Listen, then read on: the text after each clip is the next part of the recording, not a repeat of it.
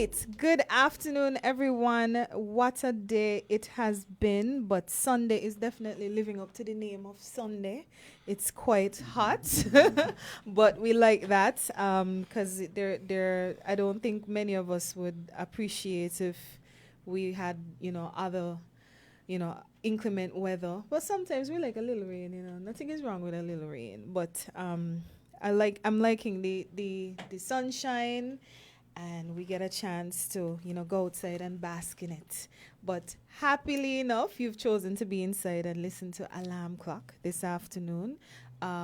We are here at the studios of Win FM. Unfortunately, we had to make a change, but actually it's fortunately we had to make a change. And so we are happy that you're still tuned in and you still want to join the conversation that we're going to be having this afternoon on women in politics. Now, this is definitely a hot topic, one that gets a lot of conversation buzzing. And so we just wanted to add to the dynamic, get some views from some persons who have been fairly vocal on the issue and get their views on, is it a good thing? Is it a bad thing? Is it something we can encourage? How can we encourage it? And one of the features that we find most interesting about the show this afternoon is that we're going to have a panel of men talking about women in politics. So get their views, normally when we hear these discussions, we have women joining in. And of course, we're going to have women joining in the discussion, but we can't leave out the men, and we're going to hear how they feel about the topic as well. I don't even think I introduced myself, so forgive me. I am Jeanne Williams, one of the co-founders of Alarm Clock. And so, again, thank you for joining in. So, with me in studio here at Win FM, we have Dr. Marcus Nato, Mr. Milo Box Freeman. I think he's on his birth certificate by now. You should probably just change it to Milo Box.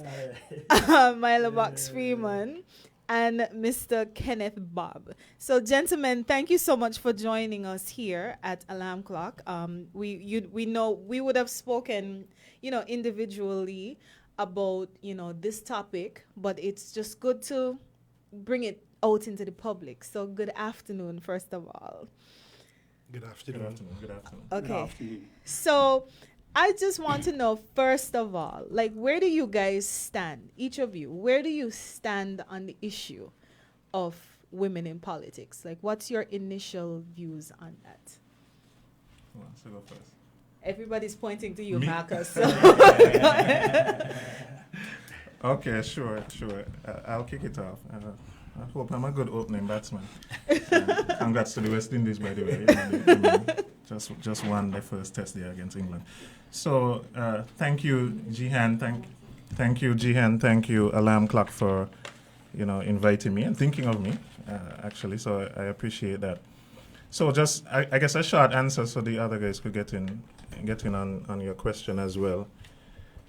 I think, and I believe, and I know that it is critically important to have more women in politics. I mean, I think that's the short answer. However, of course, we do not want women just for women's sake. We want them to be capable women who will add value to the whole process and engender some sort of positive change and growth in politics, especially here in St. Kitts and Nevis. So that's my short answer, and I guess we'll delve some more into it. Okay. Milo? Well, my short answer is this. Judging by the role that women play in the home, I think they have every right to be in politics also. Okay, that's definitely your short answer. Short and sweet, yes. And mine equally is short. I agree with everyone, yes, but it is based on the representation methodology or model where there are more women than men in our individual countries. And if you're going to talk about representation on every level, then you need to have more women. So it's no longer a case of wanting to, but we need to have more women involved in politics. Right, but Bob, do you then think that we should have the number of parliamentarians mirror the ratio of men to women in society? Well, In the ideal world, that may be the case. I think that what we need to do now, though, is we need to start looking at trying to improve the numbers just based on the fact that there is too little women and so many women that need represented. So the short answer is yes, there needs to be some leveling of the playing field. How we go about it, I think, would be the topic for more debate. But yes, definitely should be a lot more women in our parliamentary seats as elected MPs. Okay. So I want to know, you guys as men, how do you feel when you hear the debates happening in terms of, women should step up and women should step forward? How does that make you feel from the man's perspective? Because sometimes we hear feedback from people that, oh, that means she's going to come and, push out another man or something like that. Like, what is your feedback when you hear people encouraging women to enter politics? Okay, so I'll take it. No, I mean, I'm heartened by it, clearly. I am all for women empowerment. You see my Black Girl Magic always shirt. pull I out this saw shirt. that. I always pull out this shirt for moments like this when we're having these kinds of discussions, because it's just not a shirt, but I really, truly believe in Black Girl Magic and women empowerment in general. The issue I think we have is that, and I'll be quite frank, women need to support women more, right? I know this is about politics, but I will speak just quickly. If we look at sports, female sports, the St. Kitts and Nevis female team is probably way better than the men team most of the last few years, for sure.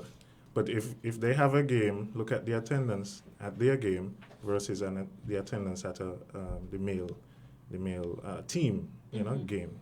So, and we see this a lot in the WNBA, for example, in the U.S. They don't get that much support. They're fighting for equality in terms of pay. The women's soccer team in the U.S. they win World Cup almost every time there's a World Cup, and the men don't. And so there needs to be more support, first of all, of women for women in politics, right? From the male standpoint, of course, I fully embrace that, and I fully believe that we should all support women in going into politics. And I'm really encouraged by the efforts. I think now that we see more and more women being kind of, not, I don't want to say thrust into politics, but probably more motivated to enter into politics. Definitely. But it starts. I think it starts with women first, trying to embrace their fellow women and nurturing them, and not sort of bashing them when they see they do indeed want to take a step forward into politics. And that happens. Right. Yeah. Now, Milo, I know you in particular, you've been very vocal about that very issue, the fact that you think that one of the problems why more women don't step forward is the fact that women don't support women. So you looking at it from the man's perspective, like what impressions do you have on that? Well, to piggyback a bit off of what Mr. Natta said, I echo that same sentiment. I think that one of the problems that women have is getting the support of women. And in my task of going around and trying to get more women involved in politics, the first answer always, not me, the moment they're going to cuss me out. And it is really disheartening, because you see that the population, there are more women than men. But still, women are underrepresented in parliament. And then women should look at themselves and say, why is this? And then every minute you hear women coming up with, women issues and this and that and that. But they're not putting the numbers around the decision table that will enable them to have the clout that I know they should have. So I guess when we're joined by Naima and Joy, we're going to have to find out why is it so hard for women to support women when it comes to politics. Now, Marcus, I see you have some statistics and so on, the engineer Yes. in you. Yeah, So yeah. I'm going to give you an opportunity Sure, to, sure. to I did, I like numbers, mathematician, engineer, that kind of thing. I really like numbers, and I wanted to bolster some of what I was going to say today using these numbers. So I went to the United Nations Entity for Gender Equality and Women Empowerment. Essentially, they call it UN Women. And they have some statistics here as of January 1st. So we would have had elections June 5th, so I kind of altered ours to suit their numbers.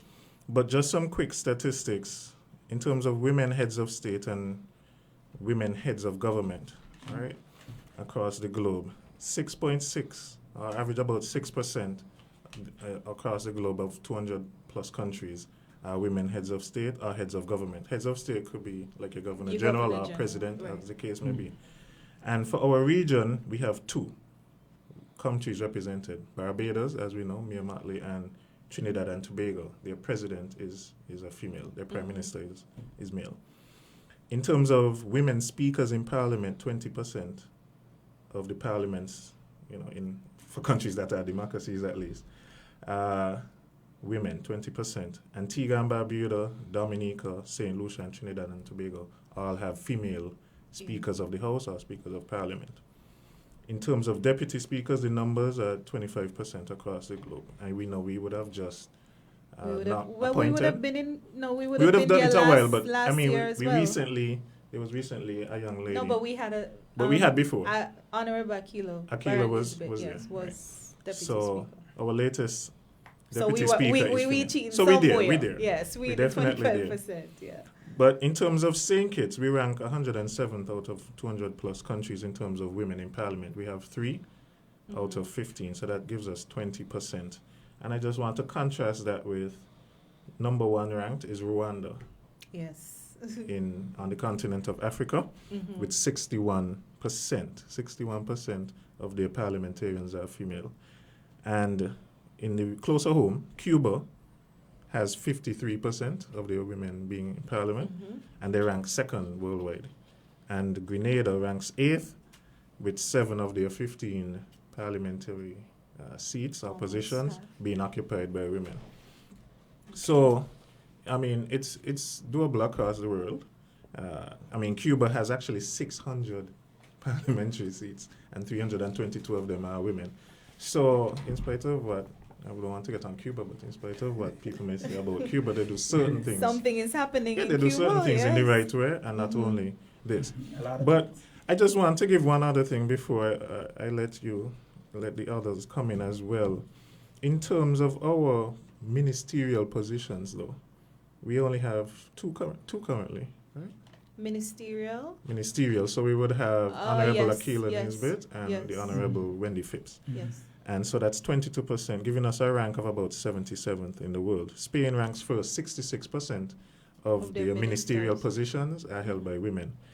But what is really interesting is the portfolios now that they do give the women. And what do you think trumps is oh, sorry for using that word. I didn't want to do that. But what do you think ranks highest? I see here family, Social development. children, youth, Yes. elderly, disabled, social affairs. Those are, I mean, way out there in terms of the portfolios that women are given. So that's another thing we have to consider as well. Why do we still go back to the sort of old The same thing that stereotypes. women Yes. can only deal with these issues, family issues and children and gender Yes. affairs and that kind of thing. I mean, we have female engineers, female doctors, so many things. So I just wanted to give those Well, we brief now sense. have a female minister of technology, which Yes. is at least a step in the right direction. Mhm. She still has health, Yes. but Yes. she has technology, and I was really hoping that she would get that portfolio because that's her professional, capacity, her strength. So, I was hoping that she just didn't get, pushed into the ministries of the same sort of youth and gender affairs and things like that. So Social stuff. yeah, so kudos to the unity government for allowing her are giving her, I don't know how it works, but she has it. So however she has it, I'm happy she has it. And Minister Phipps as well has Yes. international trade and labor and, and commerce those and so on. Yeah, strong. And Definitely. so we have to keep our eyes on Minister Hamilton. Well, he was gender affairs before as well. Yeah, but senior, I think Minister Phipps had the direct conduct of that ministry. But what is the reaction of men? Do you feel like, do you think that in itself is an issue? Like, would you look strangely at the fact that, like, Minister Hamilton as a man has gender affairs? In truth, when it was announced, I was a little conflicted over it in the sense that I think it would be a little difficult for him to appreciate the gender struggles of any woman in society. I mean, I can't speak to the struggles that you would go through in getting to where you are, Gian, and I don't think that there's any man that can speak to the biases, whether spoken or unspoken. So yes, I thought there was a little bit of a disconnect there in the sense that I think that, yes, it is an area where you try to be a little bit more liberal in who handles that particular ministry, but I think this ministry requires a little bit of empathy still, because there's still a lot of work to be done in gender balance, in gender striking a greater gender balance, allowing women greater opportunity in politics and in society. So I was, and I still am, a little conflicted over the choice as far as he is concerned in relation to that, in the sense that I don't see him being able to best speak to the challenges and struggles a woman would normally face in that particular. But you do know that ministry was once called the Ministry of Women's Affairs, and then it changed to the Ministry of Gender Affairs, because the feeling was that men also have affairs. Agreed. Based on the fact that they are men. Careful, be careful. Sorry, I just realized how that's Yes, be careful. Yes, there are issues related to men. Yes, there are issues related to men that, you guys face as well, that need to be dealt with. So from that standpoint, but I do believe there are men who can speak to women's issues. As a matter of fact, you guys are here. So true, but okay, for example, I myself am an honorary member of the Business and Professional Women's Association, well, the International Association. So I'm very supportive of women being ever present in our politics and ever present in our society. The thing is that there are still unspoken biases and unspoken challenges that no matter how successful you are, even I'm sure the Honorable Akila Byron Nisbet would have to admit that there are challenges that she probably still faces on a day-to-day basis. Or if we could use a very recent example, when there was the last parliament, not the opening of parliament, but what the parliamentary discussion for the SOE a few months ago, there was a back and forth over the legal ramifications and implications of the SOE and the implementation. And from across the aisle, there was some bantering about the appearance of the woman, whilst you wouldn't get that type of banter over a male MP. And it was blown off, and it was made up. I mean, she obviously had a nice comeback for it in the form of the MP at the point in time. But until these implicit biases and these unspoken, for lack of a better word, biases are removed or gradually sent to the side, there's going to be a little bit of a disconnect in a man understanding the challenges that a woman would face. We probably will get into this a bit more, but one of the reluctance that Milo just mentioned is the fact that the first thing that's attacked when a woman puts herself up for representational politics is her personal life. It might be her appearance, it might be her relationship, her previous relationship. So she's never really judged based on her ability, her qualifications, her experience, but she's judged on things that have absolutely nothing to do with her ability to be able to do the job that she's putting herself up to do. So until we start to move away from this implicit bias that we have towards women and their so-called emotional states and what they're capable of doing and not doing, I think those areas such as gender affairs need to have persons who are sensitive to those concerns as far as women are concerned. Okay. But I guess too, if the minister with responsibility for gender affairs should be honest enough to know that maybe I don't have the sensitivity, or I don't appear to have the sensitivity, because I think everybody's aware where they fall on Yes. the spectrum of sensitivity, and find someone, appoint someone who can then address those issues perhaps better than he can. And the same would apply for women as well, because simply because you're a woman doesn't mean that you're sympathetic Point to taken. to those causes Mhm. as well. But Milo, what about you? How do you feel about these sorts of implicit biases that Bob is talking about? How do you see those playing out as a man? How do you see the impression of women in politics playing out? Well, I like some of the things that Bob said. I was shaking my head while he was speaking because he was right on tune. And I think, though, that some of the things that, even though you have a minister in charge of the ministry, that don't necessarily mean that that minister will deal with the administration of that ministry. Right. So He or sometimes- she has to be guided. And Yeah. you make sure that you surround yourself with the right people. Exactly. You got the right peers that you want to have in there, somebody who understands somebody, as Bob said, who could be, really identify with women. So it comes about the minister having the ability to properly delegate and put people in charge, right? But just to veer off a bit, I think that a nation, as we say, a nation wealth is its health. And if you would have realized that even though we're talking about sometimes women getting like second-handed portfolios or ministry, I think that the past 3 ministers of health has been women. When you move from Marcella, then you had Wendy there as the person, and now you have Akila. So women now have been placed in good position to look over the nation.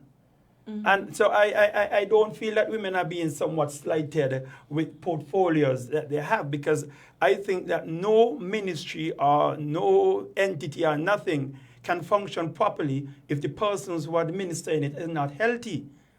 And the fact that women are put in charge of the health says a lot, because we know here in St. Kitts, Nevis, that our health has been under constant attack. People complain when they go to JNF, this happened, nobody wants to go up there. People complain and people say, oh, the big shot, them flying out, so they're not really looking after the hospital. And so I'm thinking that now that we've been having women in that position for the last, say, 10 going on 15 years now. Yeah. So women now have to look at that as part of to say, what have we achieved? Have we shown that being women, we were able to deliver in an area that has been one of the most plagued area in terms of not being good enough for a standard for people here in the Federation? That's true, Mila. I see the point you're coming from, but you're saying that our health is our wealth, but our wealth is also our wealth. And Yeah. we've never had a female minister of finance. I didn't even want to touch that. Someone look about you, tell me that you're gearing up for that. Because there's every ministry is important. Every portfolio is important. Everything comes back to our ability to grow and develop well.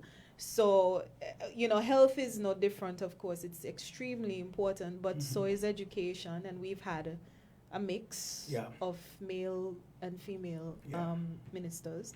But we still haven't seen finance, the one that controls the purse strings. We still haven't seen that. But one might argue then that the issue is, do we have women who are competent, women who have stepped forward in the political arena who are competent to handle that? Finance. Or do we tend to see the women who are in the same social development, youth education? Is it like a type of woman that is coming forward? I don't know if we've ever really looked at that. Well, one of my key points coming into this, because obviously it would review, is that a lot of it comes down to our selection processes as well, in the sense that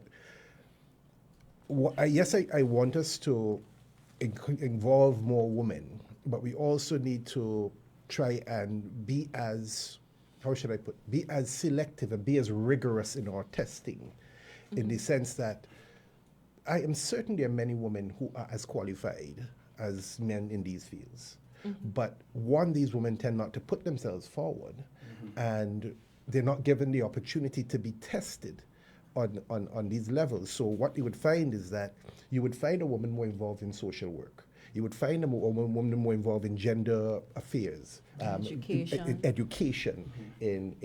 But you would find them involved in Rotary clubs, in other different organizations. Now, I think for the first time we have one elected as the head of the Chamber of Commerce. I believe that was historic.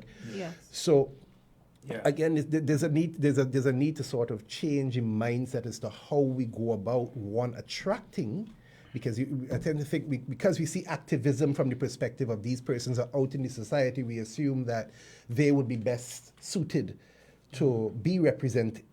But then there's some who work behind the scenes and are quite as effective. So then, do you think that the political parties have an obligation to seek out those women? Yes.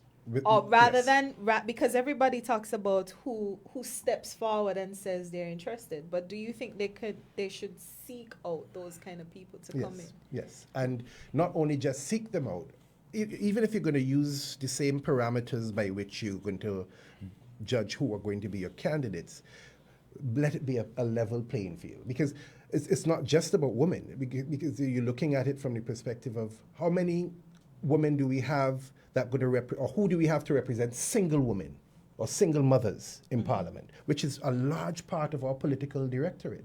But you can't ask men to do that, because they will never begin to understand. In fact, sometimes some of these men are part of the problem, not referring to the MPs, but the reason why these women are single mothers. So these are areas in which I think political parties need to extend themselves a little bit more in being more aggressive in bringing these and protecting them as well. Yes, I understand that there's going to be some teething issues. There are going to be some, because it's a scary prospect to offer yourself up to the nation to be an MP, to be elected into Parliament. So there needs to be some culture and there needs to be some nurturing, but allow them to pull them out to the shadows and allow them to blossom within their own fields. Because only recently I was hearing about this doctor whom she was demoted, and she became a school teacher. Dr. Clark, I believe, and she goes overseas and she carries the students overseas because she, in herself, I mean, she's not political, but she takes on every task as if it were, and she gives it her 100%. But she's not going to put herself out there. But so it takes someone from the political directorate to say, you know what, I recognize this lady's work. Let's see if we can approach her. Let's see if we can involve her. Let's see if at least we can engage her. She may not want to do it, but she may be able to help us to find the necessary characteristics of people who can. Well, on that aspect of it, I guess I'll go on the other side, because of course the political parties can, reach out to persons, and they do. But I think in St. Kitts and Nevis, we look at electability most of all, right? So a lot of times we look at electability. We're not looking at no portfolios and so on. Can Jehan Williams, if I put her in number 7, beat who is there currently in number 7? We will figure out portfolios after. We need that seat. So it's a double-edged sword in a sense, right?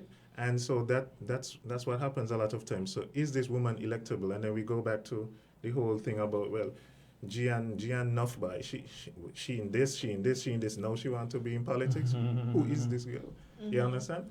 And so women have to fight that battle. I always feel worldwide, black people and women are the two most disenfranchised and marginalized groups worldwide. Far less for a black woman. Exactly. Right? Thankfully, the Caribbean is not as bad as other parts of the world, but they still have these issues. So they have to work 3 times as hard to get less than half of the pay and half of the respect. And I'm sure Gian has had her own struggles she could talk about just coming through. So it's even though the parties can reach out to these women, they have so many other things to fight with, plus the fact that you'll be looking at, is this person electable? Can they win this particular seat? Even before we start thinking about, can they perform well if they're the Minister of Finance and so on. So we have, of course we have more than capable women out there in all forms, in all fields and so on. And but are they electable? Are they willing to go to the whole process, like you're saying, you know how it is here with our politics, vicious. And if they get through all of that, no, you can say, you're checking, can they perform well in those tasks? So it's a rough road. But let me say this, because I think if women really look at themselves and really look at women in politics, especially, let's stay home for now, think it's Nevis, but let's stay home. Women should be encouraged to get into politics. Because if you look, post-independence, if you look at it, the first time a woman ran in post-independence was Kansi Mitchum, right? And she ran, and she won the first time she ran. And she did not just won, she won something, and you could tell me it was somewhat historical, because at the time when she won Mr. Limor, who was a former premier, and also the leader of the Labour Party. So her win was big. And then after that, the next female you had was Jacinth Henry Martin. And then Jacinth Henry Martin, her victory tour was also somewhat historic, because remember, that was a seat in Sandy Point that the Labour Party had never got. And in ages. So Jacinth did something. And then when you look at Marcella, came next. Marcella won, but Marcella also did something somewhat historic, because I think she won all the boxes. She won all the boxes. And then now you have Akila who come, and something historic again. Never been out of the Never hands. been. And then you have to also, she won a seat that has never changed hand from the Labour Party. So that was historic also. So you got to look at, like, when women run here in St. Kitts, they do something historic. And the other thing you have to look at is one thing I look at with them women that I realize most of them women who ran, right? They had what you call manhead. Yes, this is something I've been saying for years. You realize they them look at here women? This is And, something I've been saying for years. It seems as though, and you look at across the region too, a lot of women, like, one of the first things that happen are when they get in and it gets intense, they just cut off their hair. But you also had two women who ran post independence, but that woman, you really know they didn't have no chance, because first thing, it was our own John L. Wallins. Yes. Running in number 6 against the Prime Minister back then, Dr. Douglas. That ain't had nothing to do with gender. Man, woman, or child could not have won there, right? Then you had, I think what the party was, UNEP, with Thelma Philip Brown. Yes. She ran. Remember, she actually locked out here. Remember, John L. had she locked out here too. So that just to bring it home some more, right? And you had these women, and even though, one thing I realized too, right, and these women have to not be afraid when they lose. Jacinth lost, and she disappeared. But you have to come back. I mean, if you look at the guys, Lindsay won. Lindsay, he ran twice before he won. Right? You had Sweeney of the village. He didn't win his seat, but he ran twice. You had Dr. Nargen, who ran about twice. So, women seem that they're harder on themselves than the men. But they have a good track record, because every time that a woman really run, they do something historical. And I think that is enough for them to say, hey, man, look at what we've done. Look at what Kansi Mitchum done. Look at what Jacinth did. Look at what Marcella did. And now look at what Akila did. So that should be enough to tell them, hey, let me jump in the ring and create history also. So once you get in and you do the work, history is possible. Yeah. So but you've highlighted one of the major things that I think we're now seeing the benefits of, in that we now have examples. So you could list off names of these things happening. Yeah. Prior, you couldn't really do that. You couldn't do that. You couldn't really do that before. So now that we're getting more examples, and we see the new Senator Nisbet, Dr. Nisbet, even saying that she was inspired by By Akila Akila. as well. So Yeah. we see we've actually seen that the benefits of examples and women running and winning really is going to inspire more women. That's all. That's all. Gian, in your second segment, I'm really going to be interested to see what the ladies say, because I would bet, and Milo and Bob can maybe confirm or not, that women are the backbone, ribs, sinew, brains of all of our political organizations, Yeah. right? I mean, I'm not just talking about coordinating the barbecues and the takeaway dinners and so on. I'm talking about being there, greasing the engine, as we say, and making things go and so on, and giving their ideas and so on. So I would love to hear why that hasn't translated to them going from sort of worker bees to the queen bees in their organizations. That would be interesting to But I guess get your that's a take. question that we can ask women in parliament, and I guess at this point I can announce that we're going to have a part 2 of this show, Women in Politics, and we're going to have actual women in politics. Good. Senkitsa Nevis, and we will be joined by, so far, at least one regional female parliamentarian. So we're going to hear from them, especially what has been their experience. But something that just came to mind while you were speaking, Marcus, is that while we've been having this discussion, is that we are sure that women are capable. That's not a question. We are sure that, and history has shown us that women can create history, like Milo has said.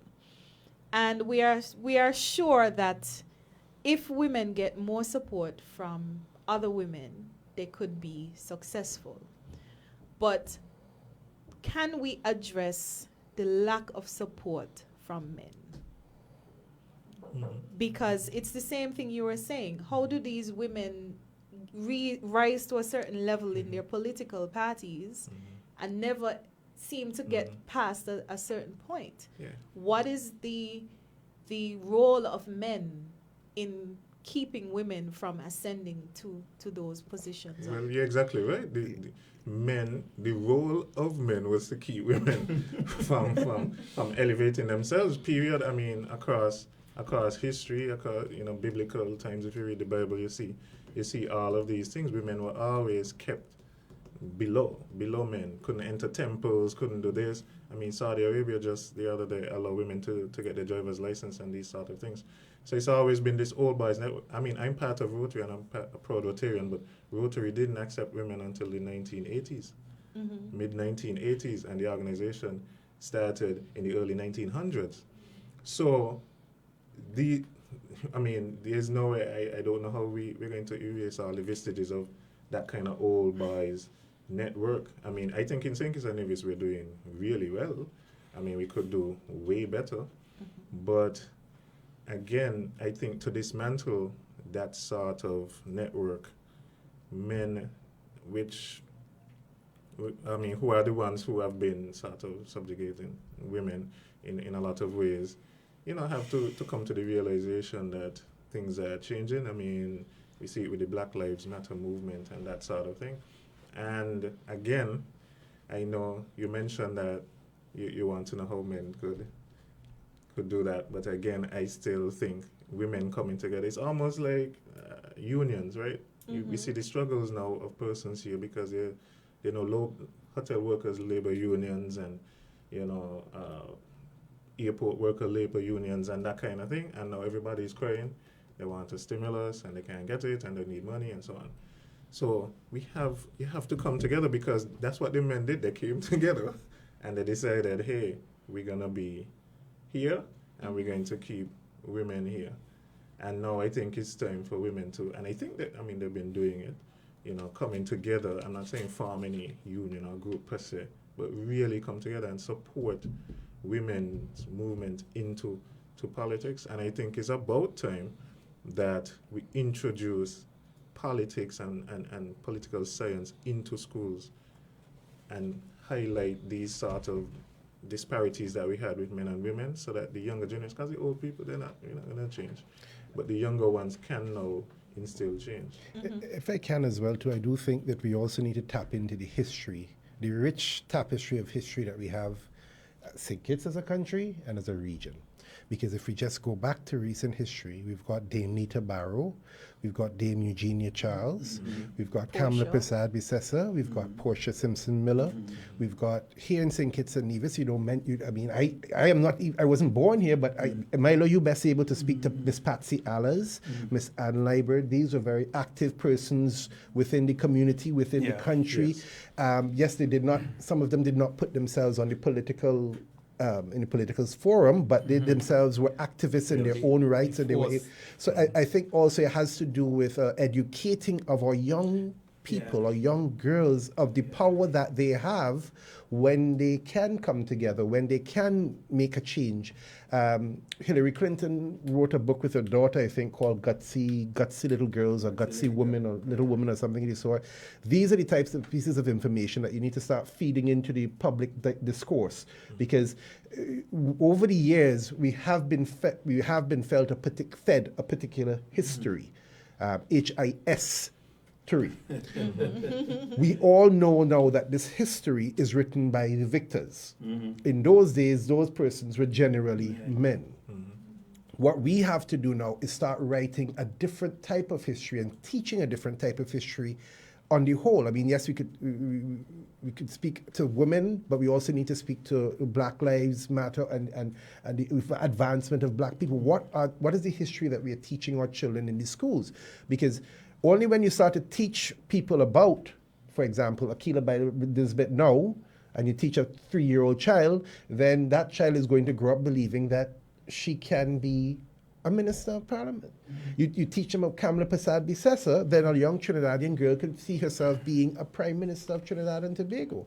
So it all has to come down to do with what we educate our children, what we teach them within our homes, what we teach them by the way we treat women within our society generally, and how we treat women within our society generally. And that is what's going to help them now realize that they are a lot more powerful than they really have been allowed to express over the last few decades, for whatever reason. Well, in terms of that, Gian, I was hearing some rumbling about the possibility of an all-female political party. I was wondering about that. I mean, did you have anything to do with that? Did you hear about that? And I was wondering why. I heard rumblings. I heard rumblings as well. I don't know about that being the case. Okay. Well, I was wondering, because I know how it is. I was wondering if one of the things that. Well, Myla asked me like I had something to do with it. No. But I asked you because I am of the I'm of the impression that if they are going to have an all-female political party, that you're going to be one of the architects of it. So that is why I'm asking you. I think that you are one of the persons, one of the female here who, is very well respected and looked up to, and people think can make things happen. But I was kind of wondering if one of the things that sort of inhibit y'all is that maybe y'all probably were thinking with an all-female political party. Well, my personal view on an all-female party is that I wouldn't go out seeking an all-female party. I would go out seeking competent people, and if they all happen to be female, correct, then it just happened we have an all-female party. That's another way of saying that, because if you look at who going out and choosing and who coming into political parties we have now, are men. So are you saying now that in terms of the competency that you speak about, that the possibility exists that you're going to just be the lone female and you're going to go out and only recruit men? Because we have to move away from the men. Yeah. Same way as Marcus and thing was saying about the Black Lives Matter is because they want to move away from the All Lives Matter. So I'm just saying that if we want to really speak about women, we have to speak about women. But I was kind of wondering if, you know how women are, I was kind of wondering if one of the things that inhibit here was that women might be thinking that, hey, listen, if we form an all-female party and something happen, we usually blame men, you know, but we ain't got a men in this party to blame. So who we are going to blame now? I don't know. I wouldn't, like I said, I wouldn't support the idea of we have to find 100% women. Bob is capable, but he ain't a woman, so we can. Yeah, we can't do that. Yeah. We have to think about the same thing that Marcus was talking not a about, woman. He's not a born electability. Yeah. Oh gosh. he was. We have to think about electability. We have to think about competence. And I think what I see a lot is happening, especially on social media, is people are realizing that, hey, there are women in St. Kitts and Nevis right now who could fit every single But Jen, I portfolio. don't think the problem is electability and competence. I think the problem is confidence. Because there are a lot of women who out there that we know are electable, and a lot of women that we know they are competent. But are they coming forward or are they being recruited? Because sometimes people might not want to come forward on their own. But the right person give them the right nudge at the right time will propel them into the light. Well, the second half, Well, the ladies we'll gonna- we'll talk about that, and I want to of course shout out all the people who are watching the live and sending their you know, I see there's like a very fervent discussion happening on there, and so we want to thank everybody for contributing in that way and sending, you know, their comments. I wanted to Yes, just go ahead. pick up on what Milo was suggesting there with the all woman party. What I want us to get away from, and I don't think it does them any favors, women any favors, in going in approaching this with a tokenism type of from a perspective of tokenism, in the sense that the young lady, for example, who was voted in recently, historically so in Anguilla. Yeah. Her Vintage. career, I mean, she's very young, but she has been politically active, or active generally, from the time she was a child. And she was the first, I think, Anguillan to be represented in Miss World. She was the first person with UK. locks for Great Britain, the first person with Rastafari. Then she was also one of the ones who spoke out Thank you. spoke out against Mr. Hapgood when he had. Yeah. So Yeah. this young lady had been politically active throughout her entire life. So when she was elected into Parliament, it was not a shock to Anguillans because they had seen her face. They're She was an familiar. they're familiar. Yeah? So what I don't want us to do now is to make the same mistake that the men have been making for many years and assuming that just because we need to improve the numbers, we're going to put a token person in this position. I want us to start bringing those women who have these very strong, very capable characteristics to the fore, even if it means giving them a little nudge, like Milo had been suggested. I'm certain Honorable Akila was not the most willing when it was first proposed. It's an intimidating prospect to put yourself before an electorate. So if you have a strong core people around you who support you, support that vision, then we get them to be able to build themselves up to the point of having that bravery to do so. But let's not just do it for the sake of having a woman there. Let's appeasement. Yes, because like you say, when they fail, then we can say, oh, they failed because they're a woman. And you've really done a disservice now to all of those other capable women who could have very well filled those spots and done so just as effectively as any man ever could. So that's where I tend to sort of vary left in the sense that I want us to have more involvement, but I want to see the quality come up now. I'm tired of the froth. Even though I know electability is a main characteristic to get.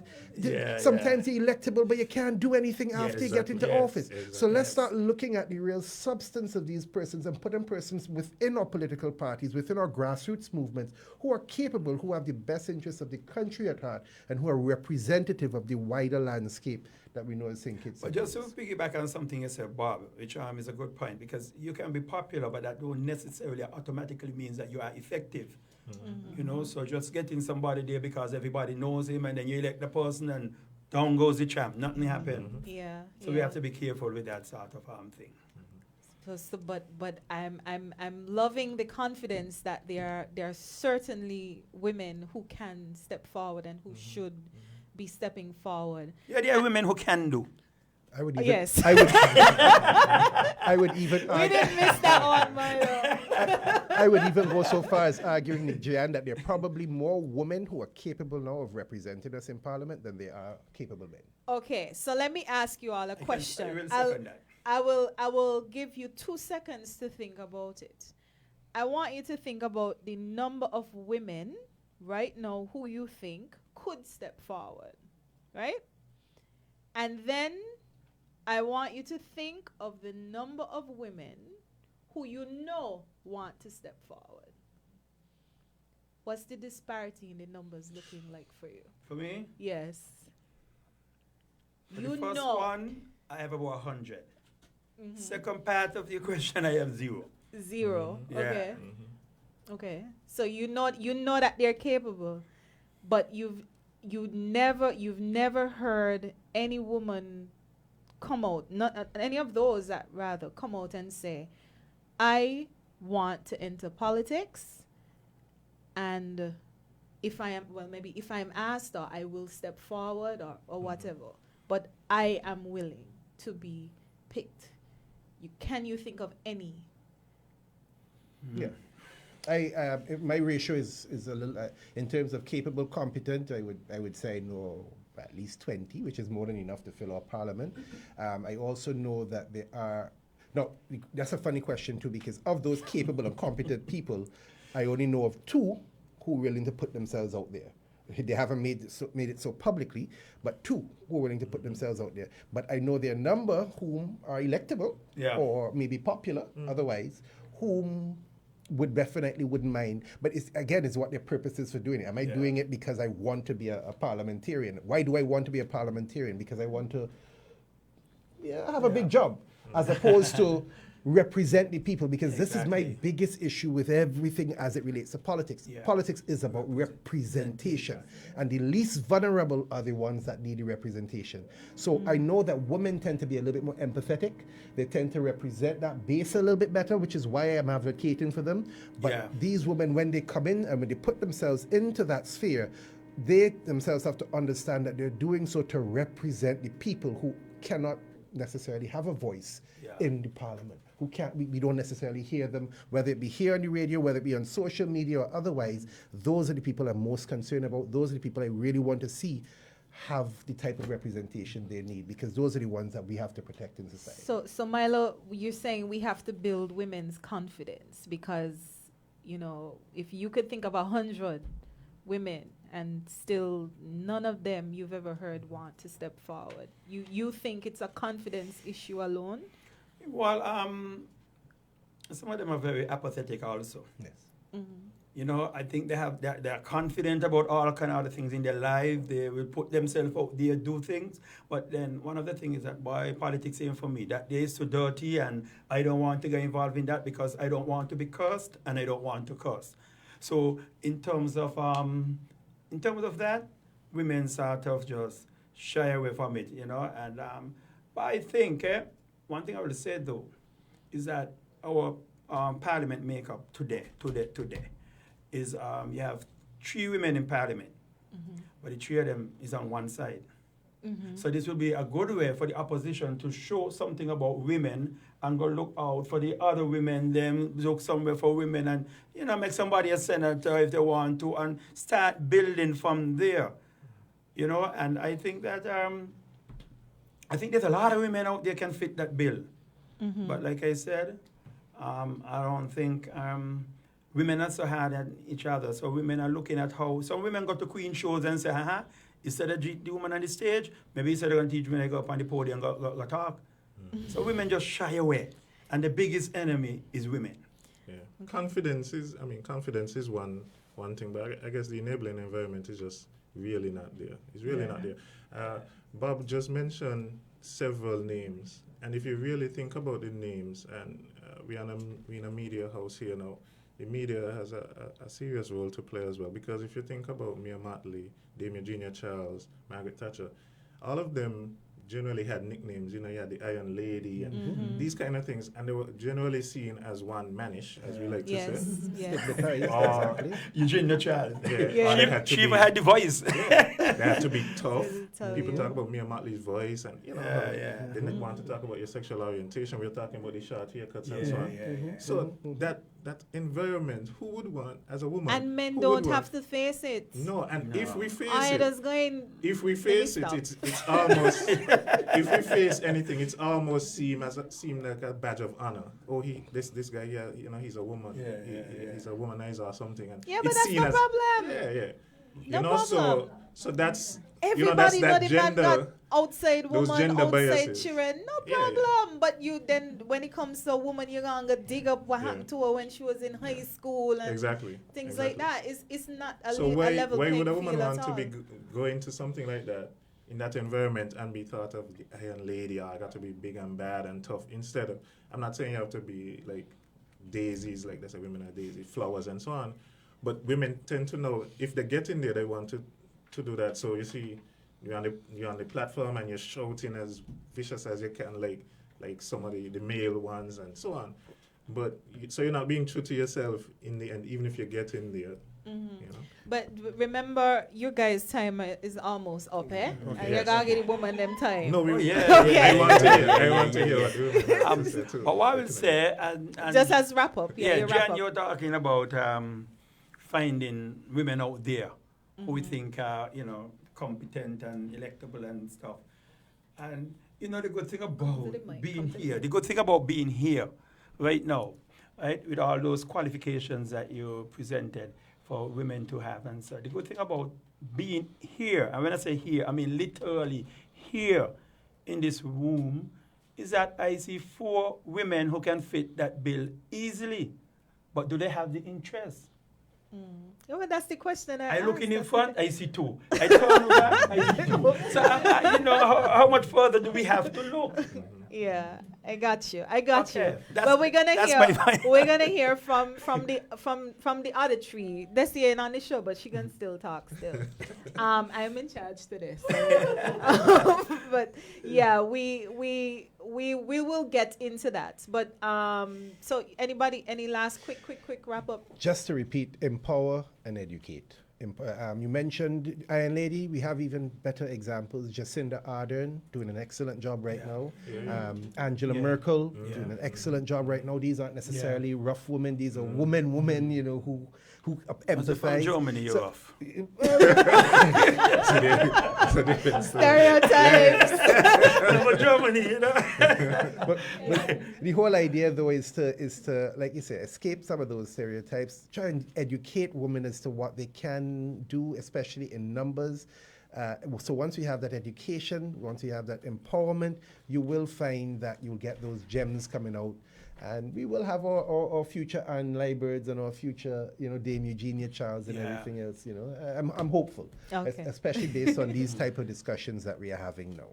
Well, what I will say in terms of women in politics is that we have had women as candidates. We have had women as parliamentarians. We have had women as cabinet members. What we need now is a woman to be the leader. That's the only thing missing from Political party Sinkit's leader. politics right now is a female leader. So that is what I think women should aspire to, because like I said before, the women them who are in politics here in St. Kitts, right? All of them did something historical. And all of them won on their first attempt. So that is good enough for women to say, okay, I go in because Kansi won on her first attempt, Jacinth won on her first attempt, Marcella won on her first attempt, Akila won on her first attempt. I don't want to sound like Trump, but what do you have to lose? I Point got taken. you. Got you. Point well taken, Marcus. Yeah, so I want to thank you again, G, and thank you, Alarm Clock. The thing I started out saying is that women must support women. So I will end with that. I think first, foremost, and often, women need to support women. And men need to be made to feel uncomfortable in that regard.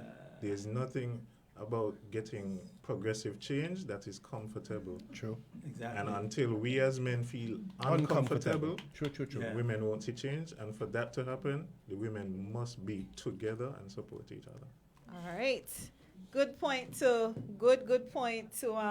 close off on, guys. Again, thank you so much for coming this afternoon and sharing your thoughts and your views, and of course Marcus with the statistics. You could always count on Marcus for statistics. Numbers, man.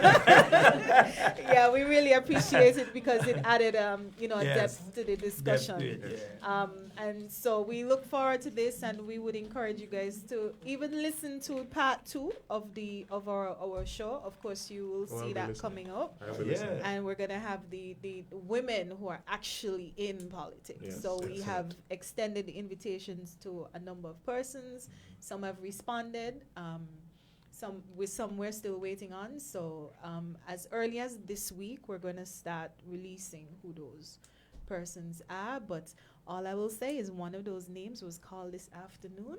Mm-hmm. So Good. a lot of names get called A lot this of names get afternoon, called. but pick one. And so Aye. we will, but if you keep following the alarm clock page, you will see who those persons are. And hopefully this discussion will encourage some more to respond positively as well. So Aye. we're just going to take a short break to do a quick switch over, and we will be right back.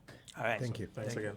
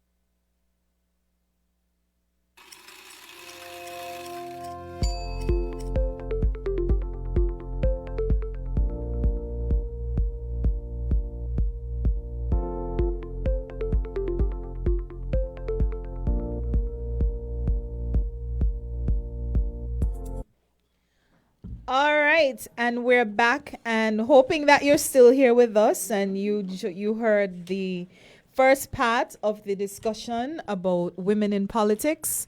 This is Alarm Clock.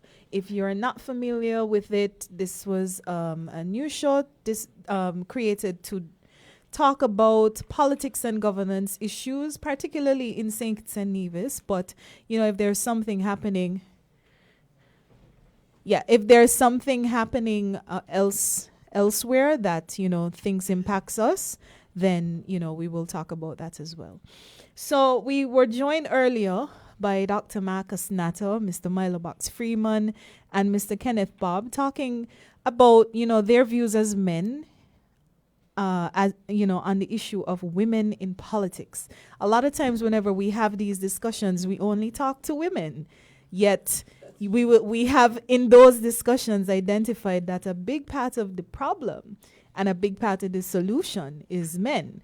And so we thought that we would invite them here this afternoon to get their views and thoughts. And did we get a lot of food for thought. So we're joined in studio here by Miss Joy Napier. Joy is an educator. And I guess anything else you want to add? Former CARICOM Youth Ambassador, whole heap of things, dirty your finger, yeah, joy is all over. And we here at Alarm Clock love people who like to be in things. Yes, so yes, yeah, we promote liking to be in things. Cause how else you gonna be in things? And exactly, right. So, and also joined by Naima Hazel. I just almost call you Dr. Hazel. Maybe that's some kind of prophetic thing happening there. But yeah, Naima Hazel. And we invited Naima particularly because of her role in a group called the Caribbean Institute for Women in Leadership. Shame on me who in the group. Caribbean Institute for Women in Leadership. Okay. And she's vice president of that organization. So I'm sure you'll also tell us a bit about that. Maybe you could tell us about CWIL so we could understand how you fit in the discussion. So the Caribbean. Thank you. So the Caribbean Institute for Women in Leadership. You see how you set me up for that? Is actually an organization that has existed since 1998. And the purpose of CWIL, I'm trying to make it easy for people. CWIL actually organizes and supports women in leadership and decision making. And the methodology that we use is transformational leadership. And the goal of CWIL has always been to increase the numbers of women that are in decision making positions and to support the women, considering all of the things that were discussed earlier today that are impediments to women in decision making. And they've seen a lot of success. I know we look at Antigua. And we see Antigua's landscape, that changed. That was really a lot having to do with CWIL. But what the organization does here, people don't know, but CWIL SKN is actually the first chapter of CWIL in any Caribbean country. And what they do is to support women who are interested in leadership, whether it's political leadership or community leadership, in whichever area, and they support those women. So it sounds a little tricky because it is a nonpartisan group, which I know people have a hard time with, but there are women in the group in CWIL who belong to the Labour Party, people who belong to the PAM Party, women who belong to CCM, and women who belong to NRP. And what unites us is our issues that connect us as women, not our divisions by party. So it's an organization that brings women together to advance women as a whole. And the way that we do that, which it sounds kind of tricky, like, does that mean then women will have to work on other women's campaigns? Like, it even became a problem for us as CWIL. Like, well, how do we support other women without being disloyal to our parties? But it's actually not how CWIL works. So for CWIL, since it's a regional organization, what happens is that the regional support comes from other islands. So we saw some of our comrades really gain some success. Some of the people who have won in the region are CWIL members. And so we see a lot of success, and they would come over here to help us. So say Jeanne was running or Desi was running, CWIL will come. We'll say they're running from two different parties, you know, Party A and Party B. CWIL would come and help both Party A and Party B by starting them with speech writing, canvassing, any skills that they see that the women need to support them to encourage their ability to be effective and to win. And then when other people have their elections throughout the region, then us women here from St. Kitts would go to their region to support them. And when they come here, we're learning the skills. So it's a way of learning the skills and paying them forward and just building a stronger network of women supporting women in getting into positions of decision making and leadership. About how many members are there in CWIL SKN chapter? I would say in CWIL SKN chapter, there's probably about 30 members now. Okay. I would say. And I know that we have a lot of young people who are trying to join as well. So we kind of got stumped. We were really on our way. You know, we got excited. We thought, we might even write a women's manifesto. And then it was like, bam, bam, elections. So, okay, maybe that's not going to happen, which was actually a great lesson for CWIL as well, because we had never experienced elections as a group.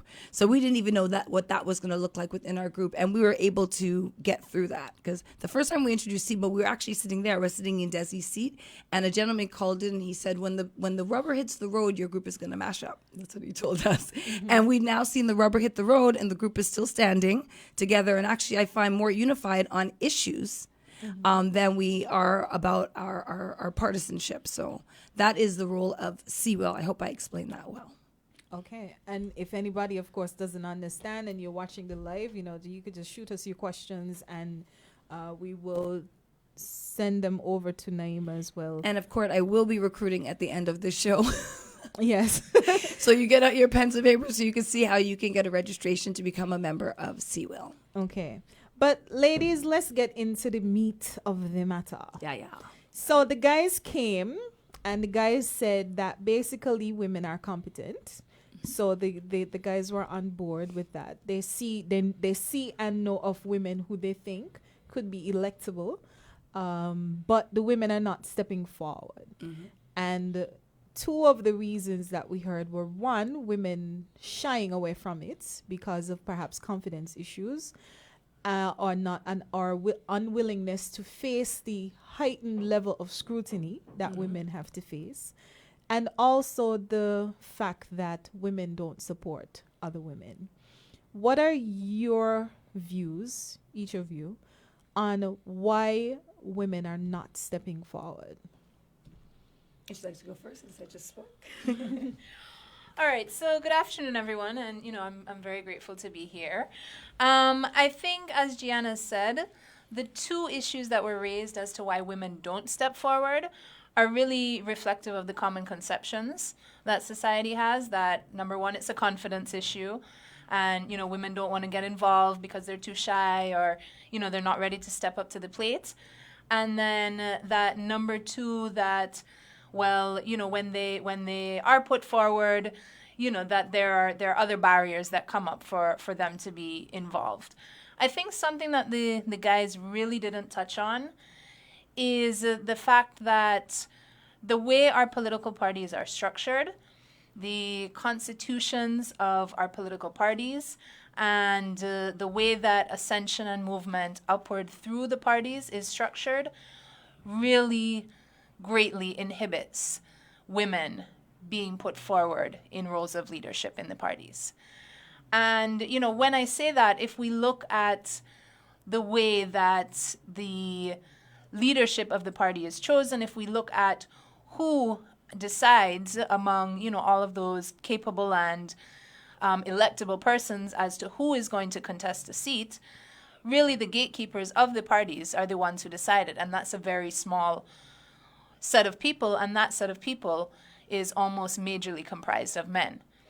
And so while, yes, we have the women who are the junior ministers, and, while, yes, we have the women who ascend to a certain level, when they hit that glass ceiling of the gatekeepers, there's a big pause. And that's something that the gentleman didn't bring up, but I think that's something that is a very, very significant issue. So I'll start there, and I'll let Naima chip in. I actually completely agree with Joy, and I also believe that something the men said is right, but for the wrong reason. I think that women we are in our own way. And I think it's for one of the things that Joy just said, because we're waiting for the gatekeepers to let us in. And I don't think that we should be waiting for the gatekeepers to let us in. I think that as women that we've shown ourselves not just to be competent, like even the average woman in her home, if we think of the things that women have managed, even looking at COVID, some women are managing. I work with a charity and I see homes with women who have 11 children. 11 children.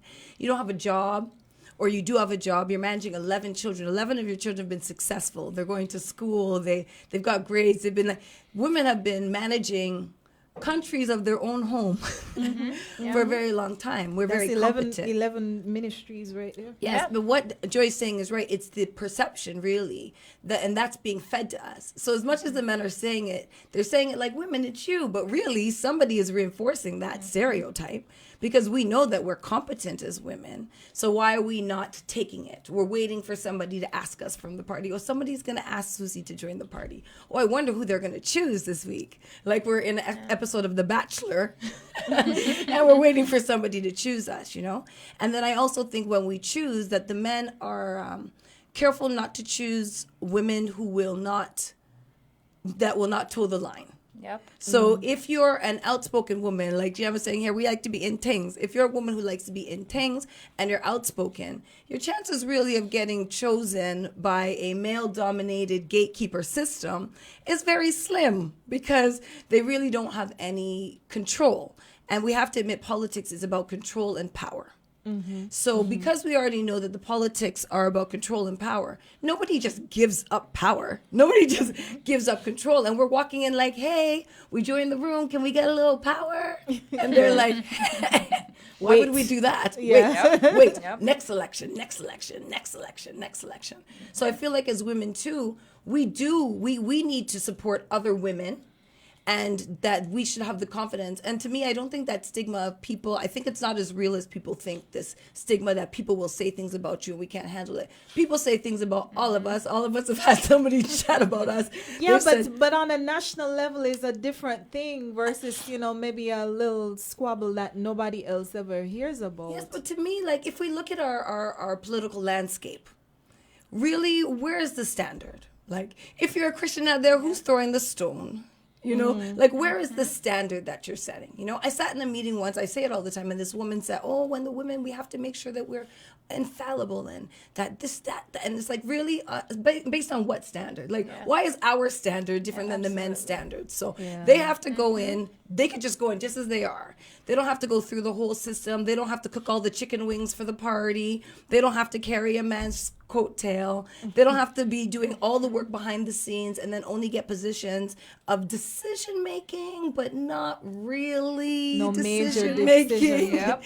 But you're doing all the work and running all the machinery of the parties. And I think that the women almost don't even see how much work they're putting into the success of the party, and that the parties themselves could not run without the women. But still, put in all the work and sit back and wait to be like, okay, when are you going to notice? When are you going to notice how much work I put in? So I think in that way, women, that we're in our own way, but that it's not a real thing that we're in our way. All we have to do if we want it is to reach out and take it. So Joy actually said that the constitutions of the parties are actually set up to favor a sort of male dominated, as you said, gatekeeper. But what then do you do if you can't beat the constitution? So then is the choice then to step away from the party? Well, then what? Well, I think that the there? lesson to the parties is that the parties have actually never had to choose a woman. They've never had to. Yep. And the way that the system's been set up so far, that's never really actually been a pressure that's been put on the parties. But now we don't really work in the old system no more. This is a coalition system, and anything can shake up the system. So really, even when I heard Milo was speaking about this all-woman party, we used to make jokes about that and see, we're like, we're going to throw out an all-women's party, and but really, that's a legitimate thing. Like, that could legitimately happen and usurp the entire system. Whereas that's something that could never have happened before. Yeah. So really, to me, the arena is wide open for people to look for a shift. And I think it's also open and raw for a shift in a different kind of leadership, like they're saying, a leadership towards love and love for the people and service to the people, a leadership of doing and not saying what we're going to do. Like, we should be able to say, this is what I did. This is what I did. This is what I'm doing. Not this is what I'm going to do for you, And so I think that there's a shift ready, and I think that women will fit that space perfectly. Am I reading you correctly in saying, or would my interpretation fit what you're saying in the sense that there is a space for women to even form their own party, or maybe not necessarily like an all-female party, but for the women in the party who feel like they keep getting sidelined to step out. Consider stepping out, stepping away from it if you feel like you're being disregarded. Yes, consider stepping out, and also do your work independently.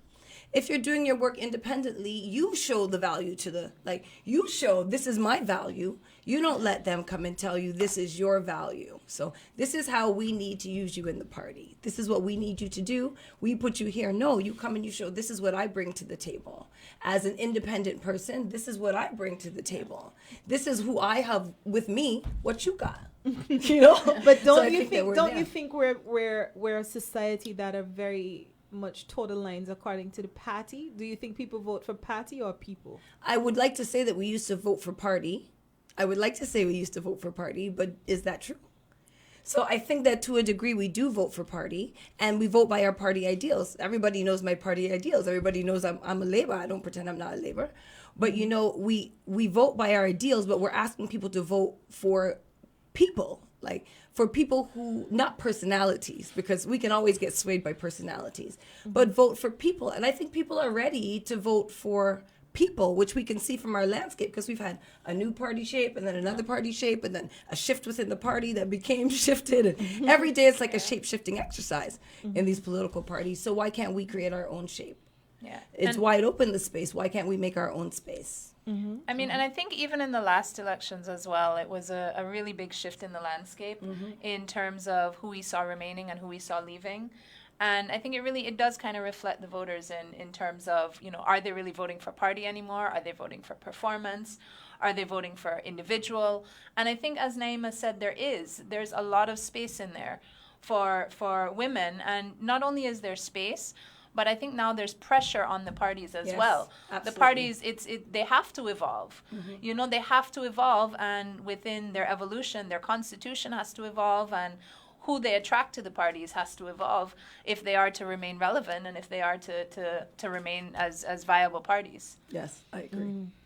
I hear you. I think maybe every political party after the last election is probably thinking about, succession or do we change, do we keep, because either you want to retain a seat or you're trying to get one you never had or get one you lost or something like that. And I think it's now a time in our history where the parties have to go through that sort of evaluation. Yes. Yeah. So your view, Naima, is that the women who are currently in the parties and feeling perhaps disregarded should probably consider Now's a their... good time to speak up. Absolutely. Because, I mean, Gian, the men were really optimistic about the progress that we're making. I mean, if we look at it, of the elected members, there was only one female.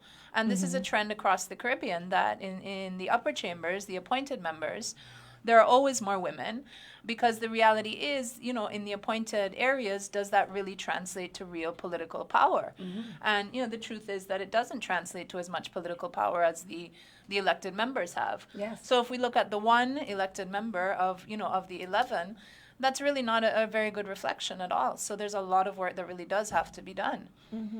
But then you think about the fact that there is one out of the 11, but then there could have only been a maximum of 2, because only 2 Right.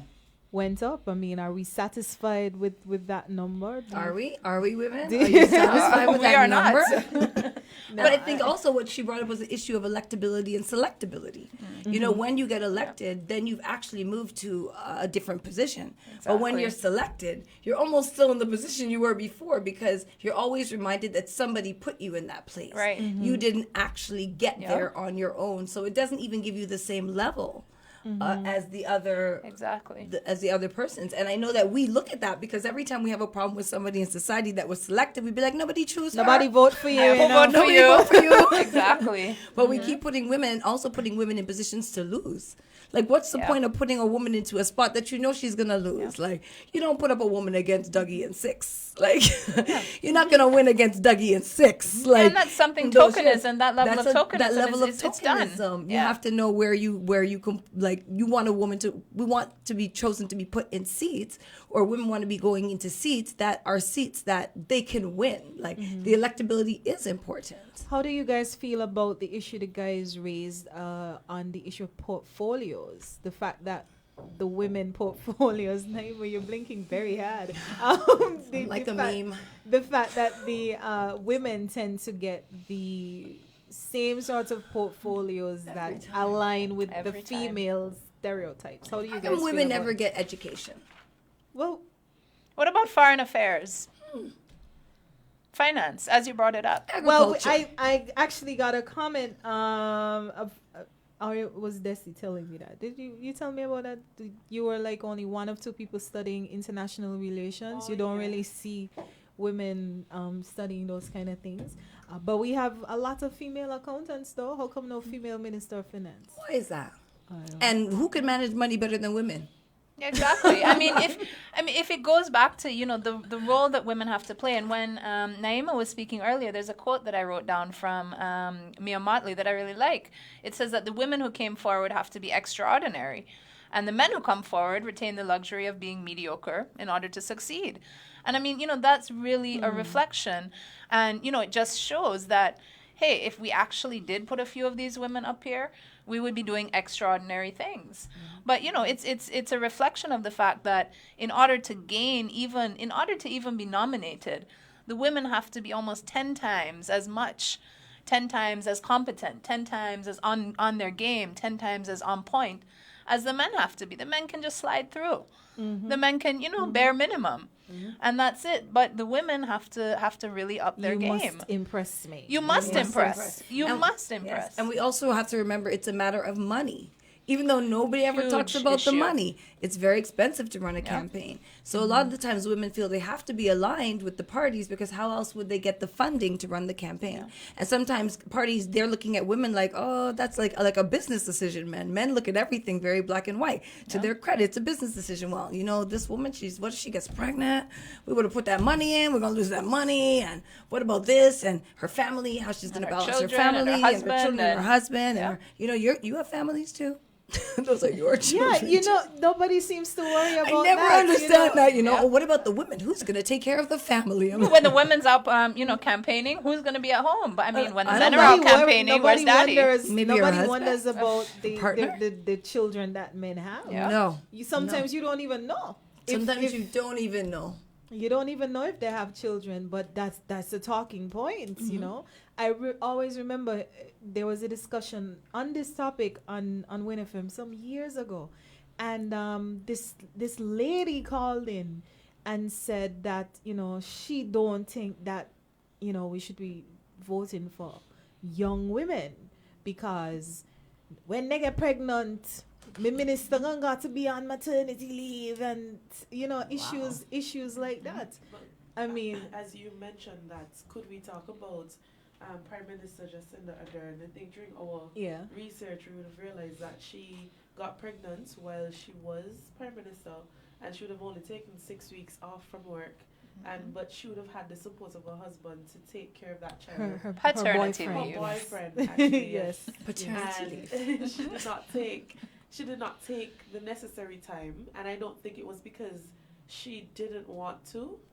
I think it's because she knew what the demands of the job was, and she had to be there to ensure things were going as they should.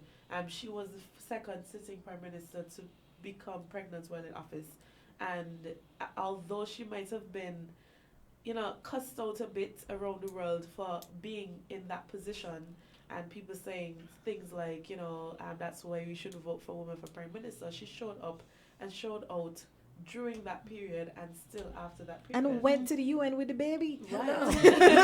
It's like pregnancy is an affliction or something. It's not an affliction. Exactly. It It's a doesn't disability make for you sure. incapable or disability for you to, be able to be present and do the things that your brain still works. Like unless you're dying childbirth, there's nothing wrong with it. Yes. Like, there's But really nothing wrong do you with guys think our culture has maybe that's a question I should have asked the men. Does our culture support men being that level of supportive to the fact where if we have a female minister and she gets pregnant, that a man is going to take time off from his job to take care of the child? How about we just choose our men a little better? No, but I'm just saying, do you feel like we have that level of support available? I mean, I don't think Generally. we need that level of support in the society. I don't feel we have it. But, as a woman who's putting yourself up for nomination, you have to have a support network around you. do. That's the reality. But at the same time, any man who is out there in an elected position, he has his support network. And we don't talk about that. We don't talk about the woman at home supporting him and ironing his suits and, cooking for him when he goes out. In the same way, I don't see why we should be talking about the man at home ironing your suits and taking care of the baby while you're out on the streets campaigning. But we have to talk about it because we could see from some of the reactions from men, like, no, that's not gonna happen. I'm not taking off any time to take care of the child. I did not sign up for this, and that's your job or something like that. And it's We're seeing a lot. I think we've, in the last maybe 10 to 15 years, we've seen a lot of changing attitudes to fatherhood. Yeah. And a lot of men are stepping up and being more involved and being proud of their involvement, which is great. But on a level where maybe your wife or the mother of your child being a minister of government, I mean, I'm hoping that the Honorable Akila Byron Nisbet accepts our invitation I to hope she come on would. the I show. hope so I'd be too. really interested. As mother of three, because if it's something that we notice as well, a lot of the female parliamentarians they're older with grown children. I know the Honorable Hazel Brandy Williams has young, Two small children, young Yes. small twins. chil- They're yeah. like 5 or 6, and Yeah. she's a single parent. Yeah, Yeah. so we will definitely have to delve into those kind of issues. But I think it's for even women who are maybe considering it, or those who we even think are competent. That's an issue that we have to address. It is. I recall this. But it's not an insurmountable issue. No, it's not. It's not. But it has to be addressed. Yes, and I think the issue itself is not as big as the stigma around the issue, that we start to believe that that's a real thing. Like, That's true. That women, that the women, like, because that's one, I spoke to my, some representatives from one of my youth groups and asked them for their opinions. Everybody doesn't get a voice. So I wanted to hear, and that was one of the things they said, the stigma of us coming out of our place. Like, we're supposed to be at home taking care of the children. What are you doing out here in politics? That's not your place, So we have that stigma too, so. But I also think, as Gian said, there's a lot of reality to it, and it's It not is. just in elected politics. It's in every aspect of our society. Women bear a disproportionate amount of the unpaid workload that happens in the home, and that's the reality. And that does give barriers to them, pursuing further education, pursuing higher jobs, a whole lot of different things, and that's something that we do have to recognize and acknowledge. So it's almost a catch-22. If there are more women in politics, those systems can change. But in Correct. order to enter into politics, those systems also have to change. Correct. Or something has to happen to address it, even on an individual level, because On an everybody individual will level. have to Be think about innovative. it and think, yeah, well, I have to do this, so I'm going to have to find some way to have my children picked up from school, and who's going to do homework with them when I travel. And when I travel, I have to make sure that I'm in a space where I could FaceTime or Skype or something with them to make sure you maintain that connection.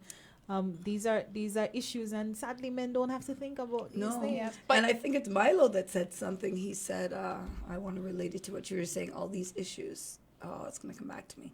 He said something along the lines of women. Oh, it will come back to me. Go ahead, Joy. No, I was just going to say, the mere fact that women do have to multitask in this way and do have to, compartmentalize and prioritize and do have to manage all of these different aspects is one of the facts, or one of the things that really does make women, even more competent, I would argue, in many Yep. cases than men at handling portfolios, Masterful at managing jugglers. the country, Yes. at juggling the things that need to be juggled as managers, because essentially in the home and in society, women are managers and women are jugglers, and women have to get the job done in no matter what the pressures are. And women also see the whole picture. For me, there's a different perspective that women bring to the table.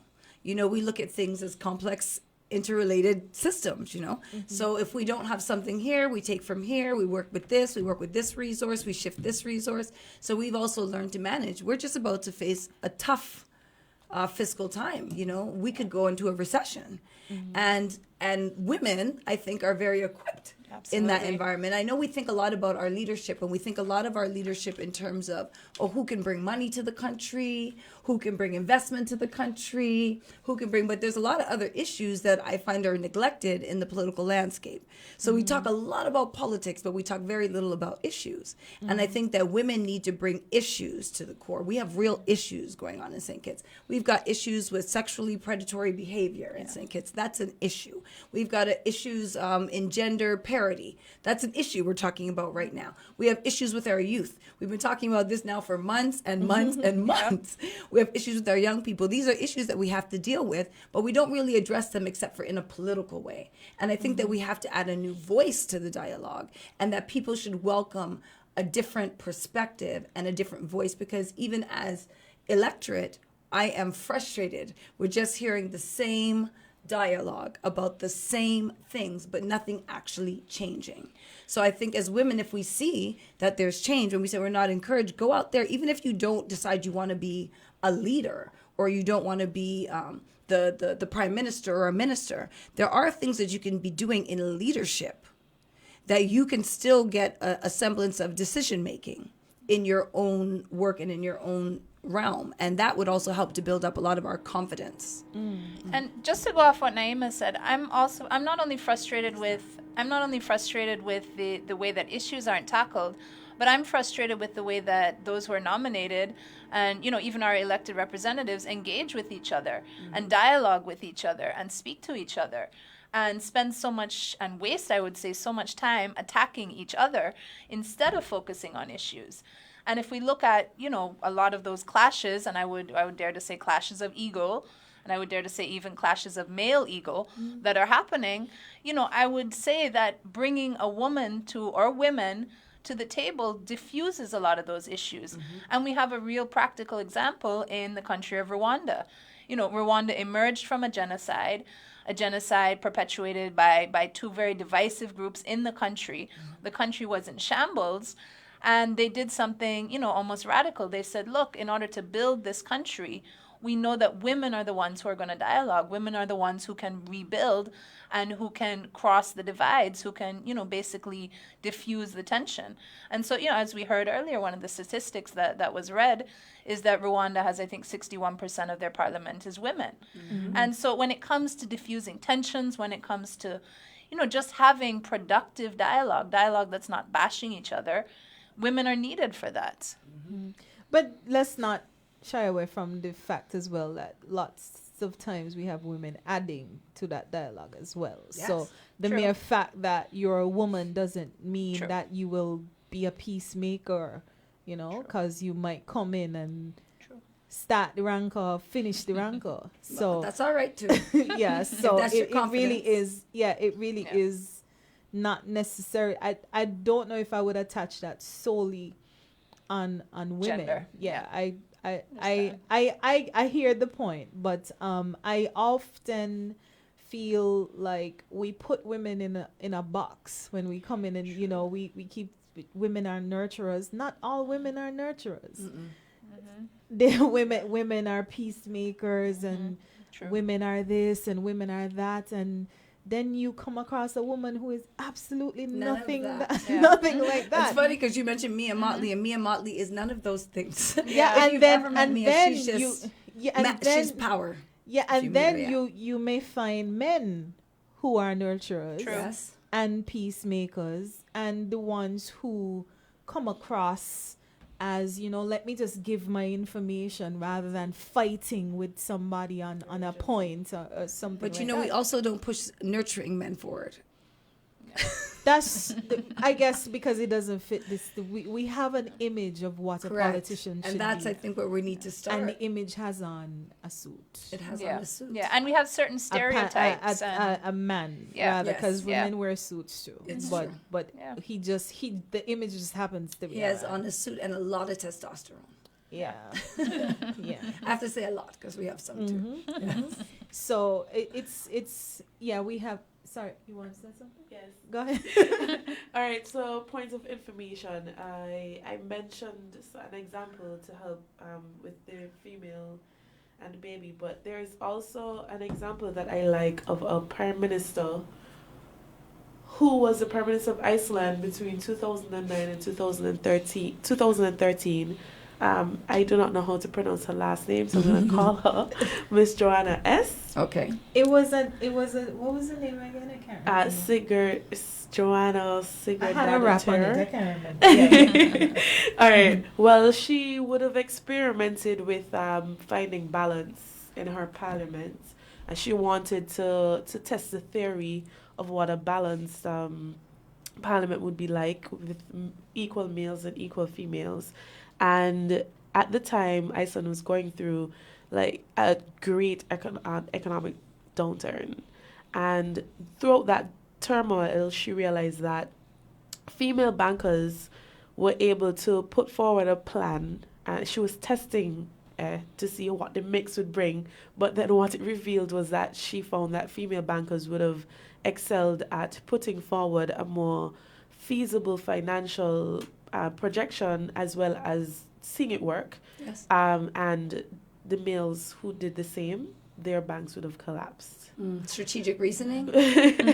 And then she further realized that women had been able to conceptualize and execute sustainable plans in a much more effective and efficient manner as it relates to social welfare, their social welfare system. And it actually uprooted economic downturn. So they were able to get out of that issue on a political level and in the field itself. So the banking sector was able to do their work, and her parliament was able to come up with policies and so forth to be able to merge all of that together to get Iceland moving out of economic turmoil.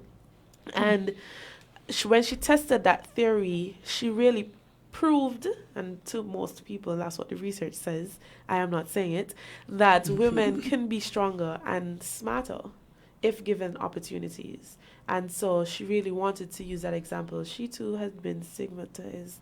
She was also gay. She was a lesbian prime minister. She also had at one point manhead and so forth, and people thought of her as very masculine. But she was really for equal opportunities, and she was able to present that women did a lot more for Iceland during her term as president. Prime Minister, sorry. So if you give women the chance, they will turn things around.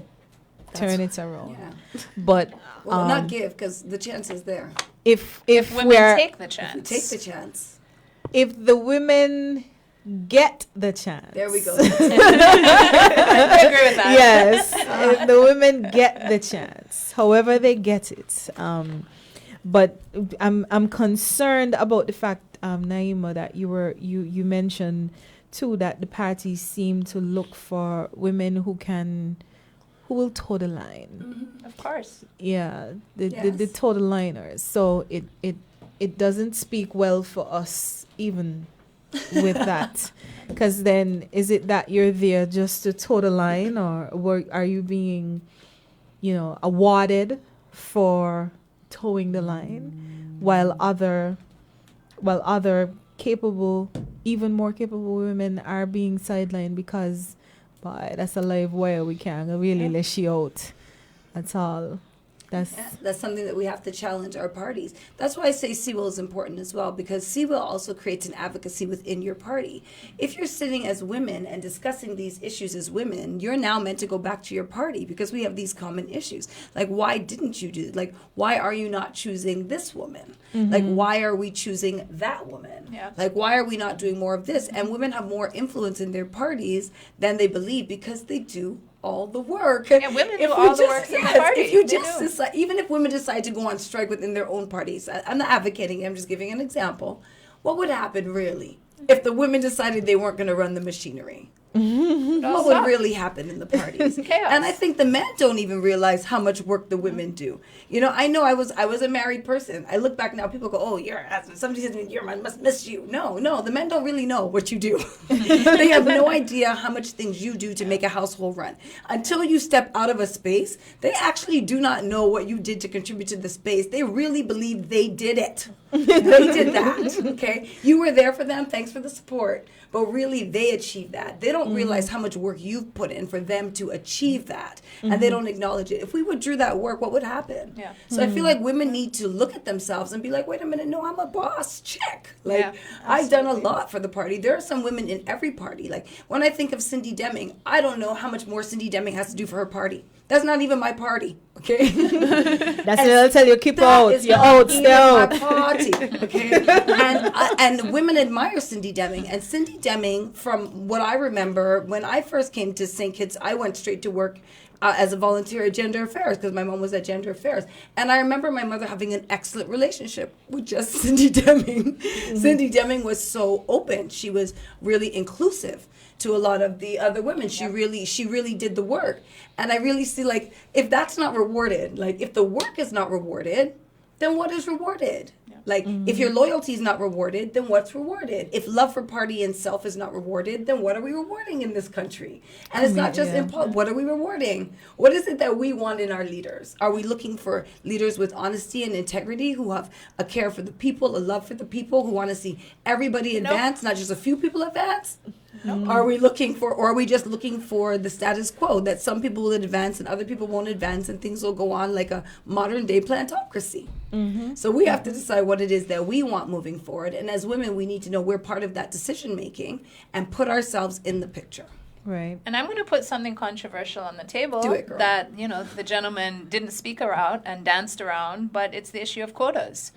And it's the issue of quotas within the parties as well as in the legislation. Do you agree with quotas? You believe that we should always have a certain percentage of women on... Now, I heard Mr. Bob earlier, he's talking a lot about qualifications and qualified representatives and the importance of having, quality as opposed to not just a woman, but a qualified woman. And I agree with that, absolutely 100%. But if we look at it historically, the issue of quotas is really an issue of affirmative action. If we're looking at the fact that historically, there are over 50% of our population is female. And if we have a representative democracy, we have figures like 13%, maybe 20% if we're lucky. So if we're really looking for more representation, there needs to be some kind of structural incentive. And, whether it's, and we do have countries, I would say a country, Guyana, in the region that did adopt the quota system. So did Antigua. And so did Antigua, and we have the reason they adopted it in Antigua is there was the push from a caucus of, empowered and strong female politicians from both sides, or all sides, I should say, of the divide, that really pushed for the issue. And that's something that the men don't want to hear about because they, are saying, oh, we're going to have to accept any mediocre woman off the street. And, many of the women as well fight against because they say, well, we don't just want to be tokens, and then when we fail, it's because we're women. But, if it is to change, there has to be some sort of a structural incentive for it to change. But I wonder if in these political parties there's that sort of effort, though, to even, not even just for women, but do you identify people and say, I am going to build this person? Right. But I don't There know is because I'm not in a what political is the party. But qualification? I want to know what the score sheet is. Like, is there a sheet that has these are the qualifications that we're looking for? Because I always hear the men speak in terms of quotas and affirmative action as to we want these qualified women. But what qualifies the men? Like, Exactly. What is it that qualifies? We would choose somebody who's in sports because boys They're like sports and well-known, people like sports and they're well known. Is that a qualification because the Right. person is popular? And also not only looking at the individual seats, but when they're looking at the overall composition of the party. You can't have a party that's only composed of lawyers. Because then where does that fall down? Just as an example. Oh yes, just lawyers and doctors. Right, exactly. So, I'm an advocate for quotas. I'm an advocate for voluntary quotas within the parties. I think that's the easiest way to go is voluntary quotas within the parties. I agree with that. But, if there is enough push for that, then it's something that the parties would have to adopt. And especially, given the space as it is now, that the parties are going to have to do a lot of soul searching. The parties are going to have to think about, what they're going to transform to become, because really there's not much certainty right now in the political landscape.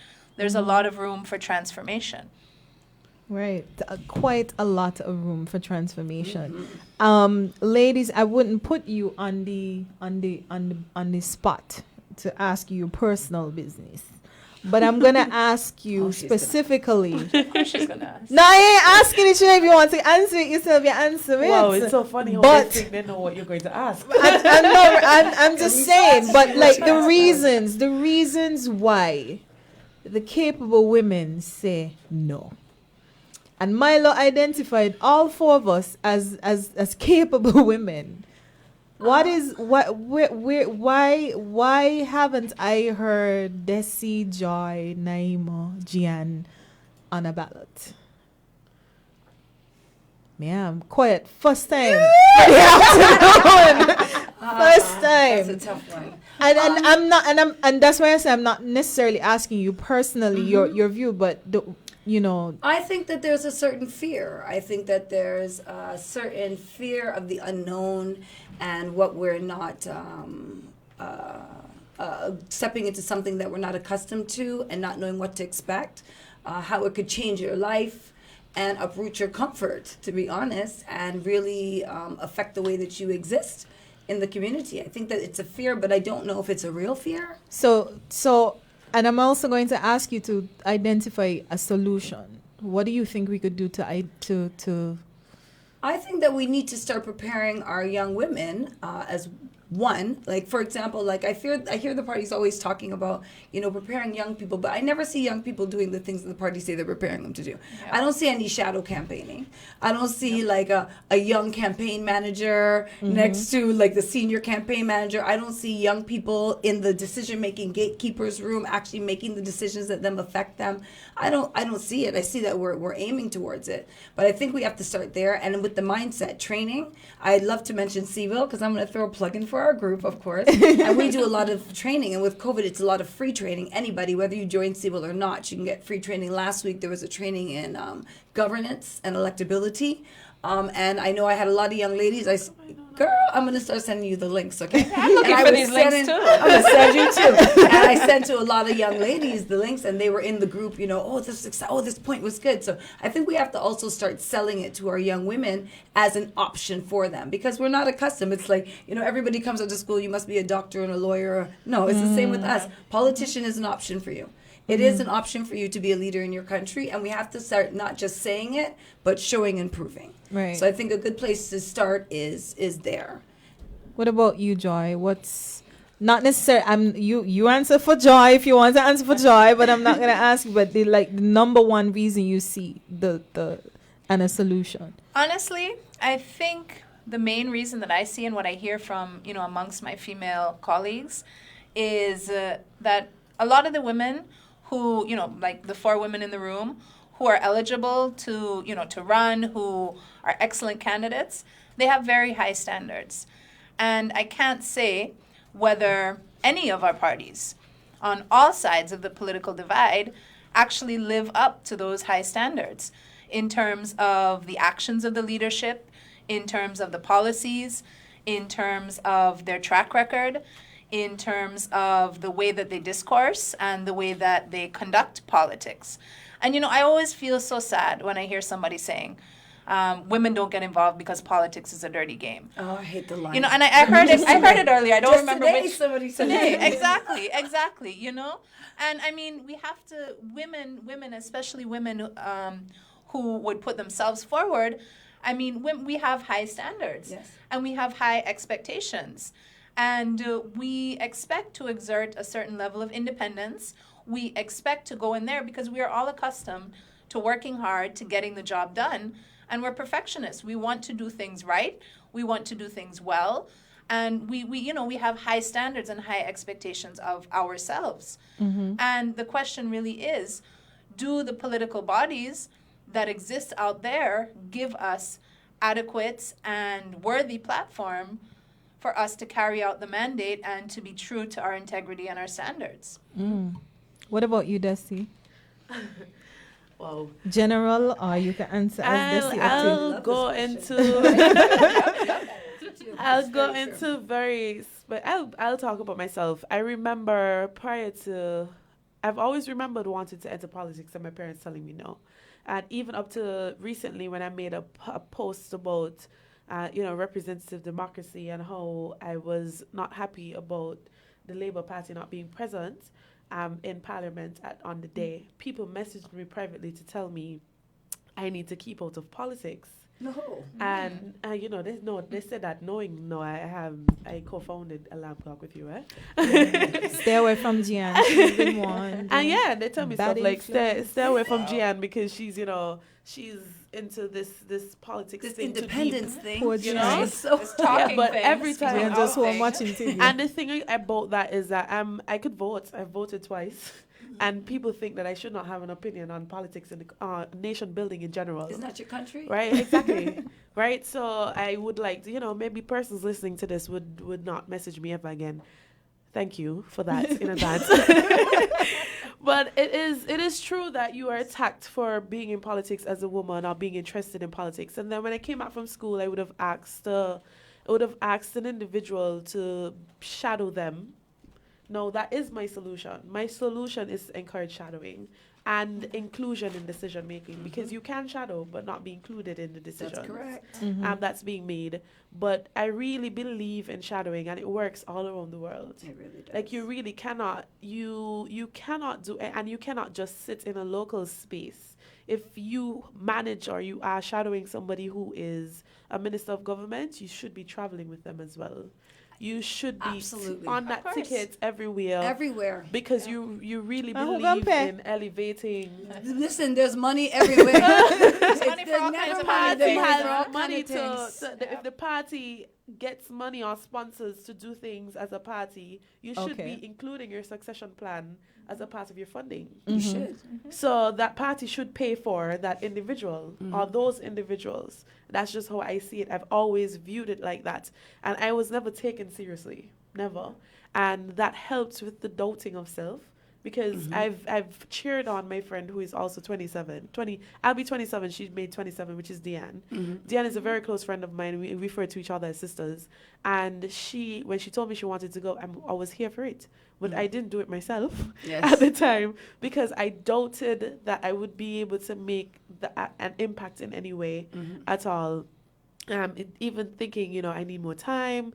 I don't have the support that I think I need in terms of a network of people, because you spoke about a network. It's very Which important. is so important. You're welcome to join Seawell. Thanks for the invitation. Jan actually recommended it a while now. Long time. Yes, but I have not gotten the form. I'm gonna get you that form. You're doing things. But yeah, I'm really interested in going into politics. It's always been a part of my, and it's not just for doing it. It is for the fact that I did a paper in 2016. I neglected to speak about that when I was on Island Tea the other day. In 2011 or 2012 at Cape, with sociology, and my paper was women in politics. I've been thinking about it. I've been talking to women in politics, and I was able to speak to the women who were in politics at the time, and it was really refreshing to get their outlook, their perspective on women in politics. They did not at all speak about the negative aspects. It was just so much about doing more and wanting to have that female voice in the system so that we could make that kind of change, because I think women are powerful. I think that women have the necessary experiences around them, and we spoke about that in depth. They do so much in different areas. They dabble in different things so that they could be able to make a valuable contribution and a revolutionary contribution to the landscape of politics. All right. Well, that was a great answer. Oh, are you looking at me for the answer? Yes. Sometimes I look at political parties and wonder what is really being going through these people's head by, because of the decisions that are made. And it just seems to me that the focus is more on saving the party rather than the public interest. Serving the people. And I'm a bit turned off by that. Yeah. Because you feel like unless you are the same kind of yes woman, you're not gonna have an impact. I'm gonna waste I time. tell you, that's why I'll be honest, that's Exactly. why I went into NGOs, because it really took a lot of the bureaucracy out of it for it, and I was tired of people telling me what I couldn't do. What do you mean Yeah. I can't do? Of course I could do it. You think I don't need to be in government to make change. And also muzzling your voice. I was Yeah. tired of people telling me what I could I and was couldn't tired. say. Yeah, that's Yeah. you can't do that and you can't say that and you're not supposed to do that. Well, can't do that. let me just not. Okay?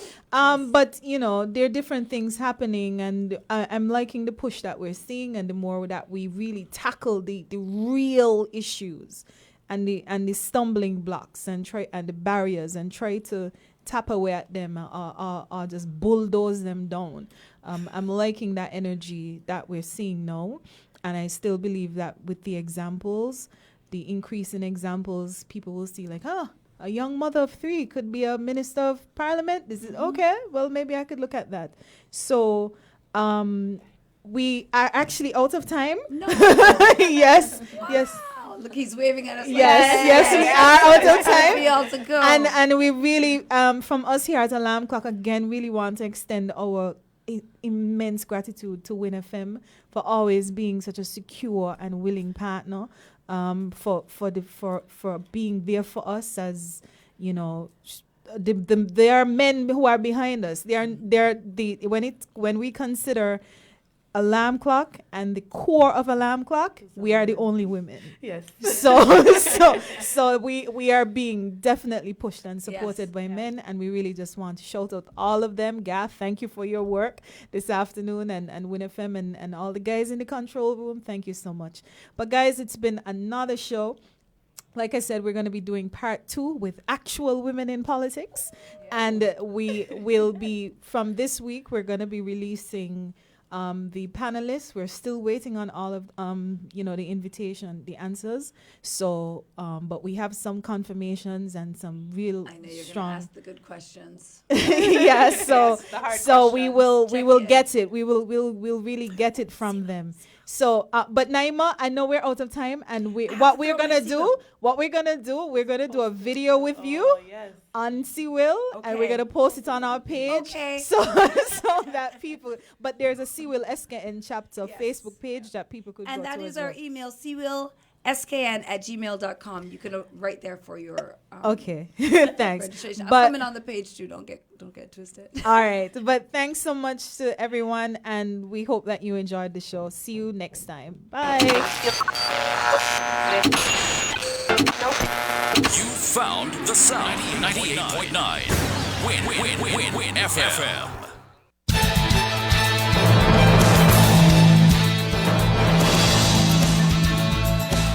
We now bring you the WinFM News.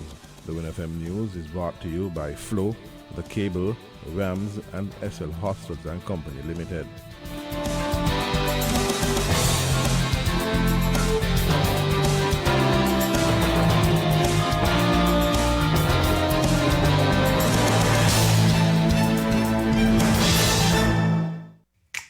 Maybe it's the way the brilliant gold liquid reflects our sunshine, or how the bright blue of its label mirrors the clear Caribbean skies overhead. Maybe it's the fresh, crisp taste of this beastly cold beer on a scorching hot day. Maybe it's even the way it brings us all together. But one thing is for sure, Carib is very much a part of who we are wherever we're from in the Caribbean. Carib. It's the way we play. Drink responsibly. Vitamin C. Halib Orange, effervescent. Halib Orange. Halib Orange by 7 Seas is the best tasting way to get your daily dose of vitamin C. Get it in delicious orange, lemon, and sugar-free blackcurrant. Each effervescent tablet provides 1,000 milligrams of vitamin C. That's equivalent to 12 oranges. Fight colds and flu. Take Halib Orange by 7 Seas today. Halib Orange. Vitamin C. It's the tastier way to boost your immunity. As social distancing becomes the norm of our everyday life, The Cable wants you, our customer, to know that we are here for you every day. Just log in to us on Facebook, Instagram, and YouTube. Send us your feedback at email customerservice@thecable.biz. Visit our website www.thecable.net. It's also nice to know you can pay your bills at a distance, online at all commercial banks, or at www.thecable.net/pay. Now's the time to try online banking. It's ultra easy. Call us at 465-2588, 662-7742, or 763-0184. The Cable. We're here for you. This is an unprecedented announcement from Horseman's. Get up to $30,000 off and pay zero VAT on top of that. It's Horseman's Automotive Unprecedented Sales Event happening now. Yes, for the first time ever, you get up to $30,000 off and pay zero VAT on top of that. Yes, pay zero VAT and get up to $30,000 off on top of that. This has never been seen before. Unprecedented savings at the Unprecedented Auto Sales Event at Horseman's Automotive. Up to $30,000 off and pay zero VAT on top of that. Let me repeat, up to $30,000 off and pay zero VAT on top of that. Don't miss it. It's unprecedented. Terms and conditions apply. With the WinFM News, I'm Clive Backus. The West Indies won the first test of the scheduled 3 test matches against England by 4 wickets on Sunday. The first international cricket match to be played since the onset of COVID-19 forced cancellations of games and closed borders. The victory proved the icing on the cake of an extraordinary week of cricket played in a biosecure space, but with the full spectacle of solidarity with Black Lives Matter, as captured on Sky Sports, along with riveting commentary from legendary West Indies fast bowler Michael Holding. We have been brainwashed, and not just black people. White people have been brainwashed in different ways. I go back many years. Think about religion. You and I are supposed to be Christians. I'm not really a very holy person, not a very religious person. That's what we were taught. Look at Jesus Christ, the image that they give you of Jesus Christ. Pale skin, blonde hair, blue eyes. Where Jesus came from, who in that part of the world looks that way? But again, that's the brainwashing to show you this is what perfection is. This is what the image of perfection is. If you look at any plays of those days, Judas, who betrayed Jesus, he's a black man. Again, brainwashing people into think, oh, he's a black man. He's the bad man. Go through history, Wardy. These lights that are shining on us.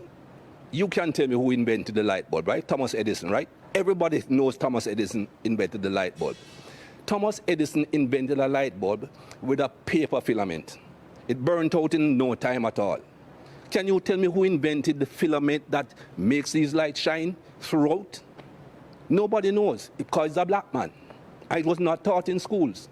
Lewis Howard Latimer invented the carbon filament to allow lights to continuously shine. Who knows that? Everything should be taught.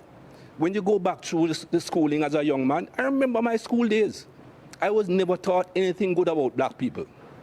And you cannot have a society that is brought up like that, both white and black, that only teach what's convenient to the teacher.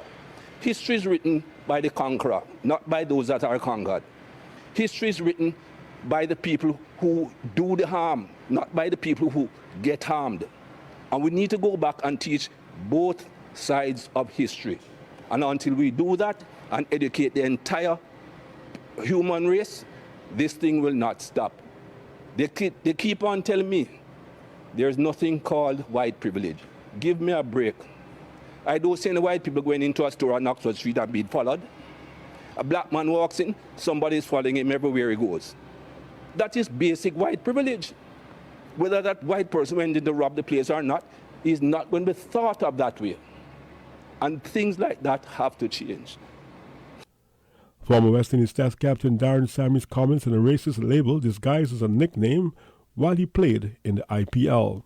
Yeah, look, with everything that's happening in the world right now, I think it's a great time. Black people, or rather people of color, feel that they have a voice. It's a time where they've had enough and they could stand up and speak out and be heard about the social and racial injustice and inequalities they've faced over how many centuries, and with all that, there's always education, or rather learning in every situation. And with all what that was going on in this world, I was listening to a documentary on how an Asian comedian was, making a stance for Black Lives Matter, and how his community or his people react and treat black people. And whilst he was explaining, I heard one of the words that, he said they used to clown and degrade black people, in his culture. And instantly, I remember when I was in India in the dressing room, that was my nickname, myself and Tissera Pereira, because we were obviously the two darkest guys in terms of complexion. On Saturday's Inside the News program, Sammy, the only captain to win the World Cup T20 tournament twice, and who was bestowed citizenship of Pakistan for his contribution to international cricket, complimented Michael Holding for his remarks. I voiced my concern and my disappointment in knowing that, if that word could mean such degrading things to black people, why use it? And that was my stance. And I've been very vocal on the systemic racism that black people have faced, even in cricket. And I challenge the ICC and the different boards, to make a change and support that. I watched during the test match, I saw Ebony and I saw Mikey being very, passionate, and emotional in speaking about, racism and social injustice and systemic racism, that he's faced and black people have faced. And, it's enough. And I think the movement is moving forward, and it's no time to be silent. Back to Sunday's West Indies victory, here's a summary of the fifth day's players presented by regional cricket commentator Andrew Mason on Vibes FM. The West Indies defeated England, and what a performance by the West Indies. At one stage, 27 for 3 in pursuit of 200, and we were saying, oh no, not again. But there's a man called Blackwood from the land of wood and water, and I suppose he would have been inspired by his national anthem that says, stir response to duty's call. And along with Captain Jason Holt at the end, in fact, Chase had a very good match, 2 very important innings, and Little Dowrich, he batted extremely well, and the West Indies got over the line. And I would imagine from Kingston, Jamaica, right through to Georgetown in Guyana, we are celebrating like Biggie Irie, who says, we now go home till the morning come. At the start, England were 170 to the good with 2 wickets remaining, and they were looking to get to 300 or even more. That would never happen. They got to 200 in terms of the lead. They wanted that. And in the end, it did not prove to be enough, despite a good effort from Archer and company. The West Indies, after being 27 for 3, went home with a victory. Young journalist Andre Huey of SK Newsline, LaShawn Dixon of the St. Kitts News Observer, and Wynn's German Abel offered their perspectives on the impact of COVID-19 and media in the Federation on the weekend special of Inside the News. Here's Andre Huey's take on the issue. It has taken a toll on the media in terms of its revenue. Advertising revenue, advertising revenue in a general sense on St. Kitts News is quite competitive and quite challenged because you have so many media houses competing for a small piece of the pie, so to speak. Now with COVID-19 in the mix, that has certainly affected whatever revenues media houses would have gained from advertising. So from that standpoint, media houses now will have to be more creative, or find creative means of marking out additional sources of income in order to be in existence to begin with. So that's one aspect. The other aspect, of course, is how has media workers been able to cover effectively COVID-19? I could fairly say, and think it's needed. For the most part, we have been quite fortunate to have the cooperation of the authorities in terms of how we move about. During the lockdowns, for example, media houses were given the free rein to move around, to move about, and to cover news stories as being necessary. He praised the National Emergency Operations Center's COVID-19 briefings. The daily briefings, for example, they offer the opportunity for media workers or journalists to submit their questions virtually without having to be in the building itself. Of course, in line of the whole social distancing protocols. So from that standpoint, I think the means of covering the stories were quite convenient and helped us in covering the stories as best as we can. Information was more or less timely. I think the daily briefings, part of the challenge of the daily briefings, I wouldn't say it's a challenge, but one of the, if I were to give it a down rating, so to speak, would be and it's again part of the whole transparency thing, but it's a double-edged sword in that the briefings were open to anyone basically to submit questions, not just journalists, but anyone in the public. And of course, that's in the general interest of being transparent and trying to get as much information as possible to persons.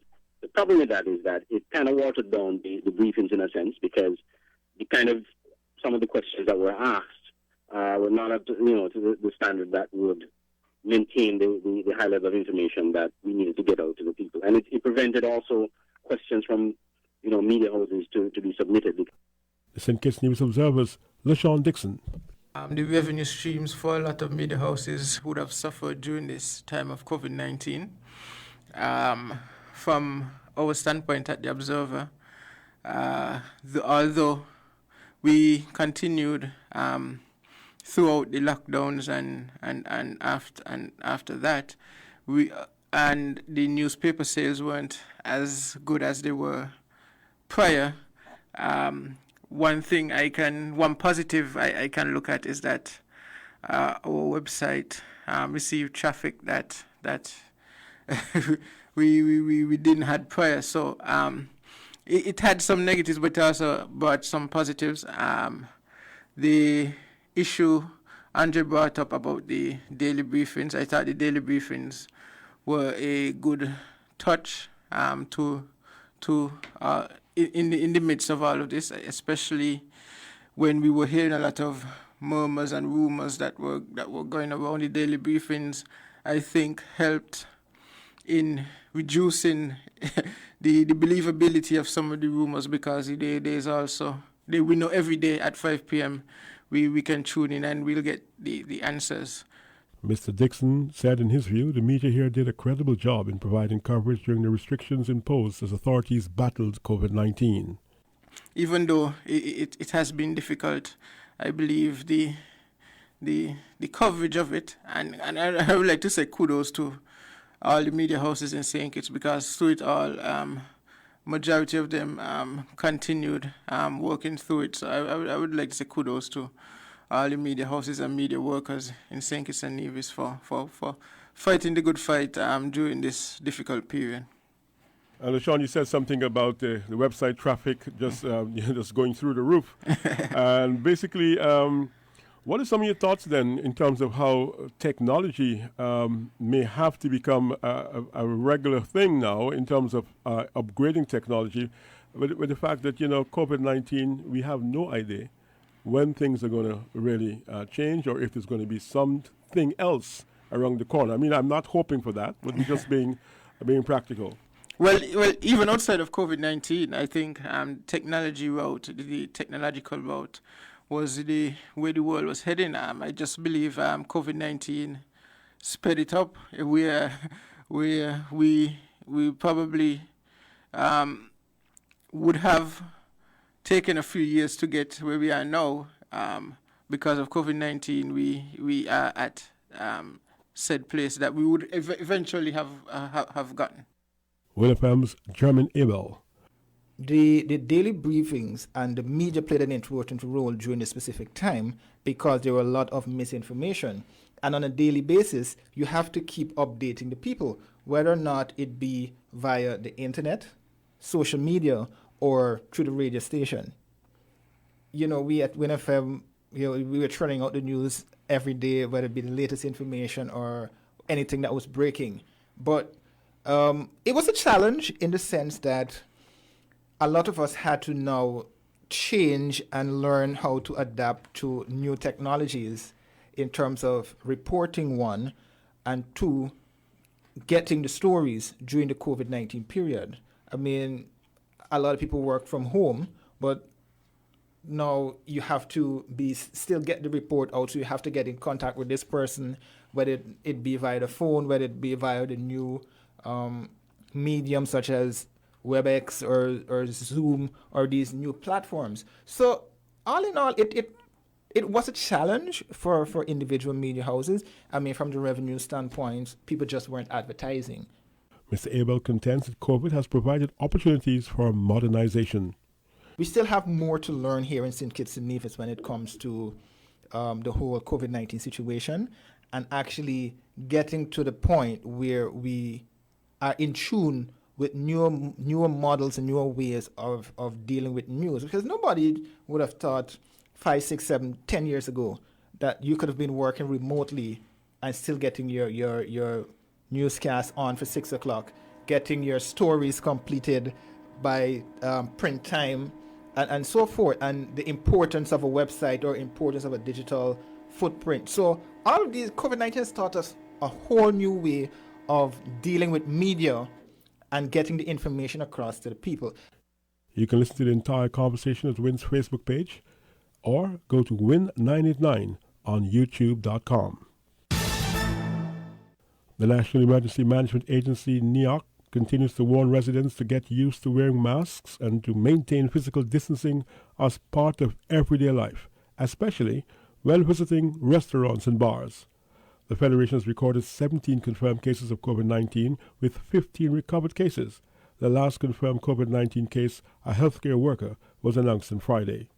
Police Superintendent Cromwell Henry addressed COVID-19 safety concerns at a recent NEOC press briefing. We are still not totally satisfied with compliance with the wearing of masks in public spaces, particularly at bars and restaurants. Some persons have questioned, why do we have to wear masks and follow all these guidelines when there are no COVID on the island? Well, we now have 2 active cases, and there will be more.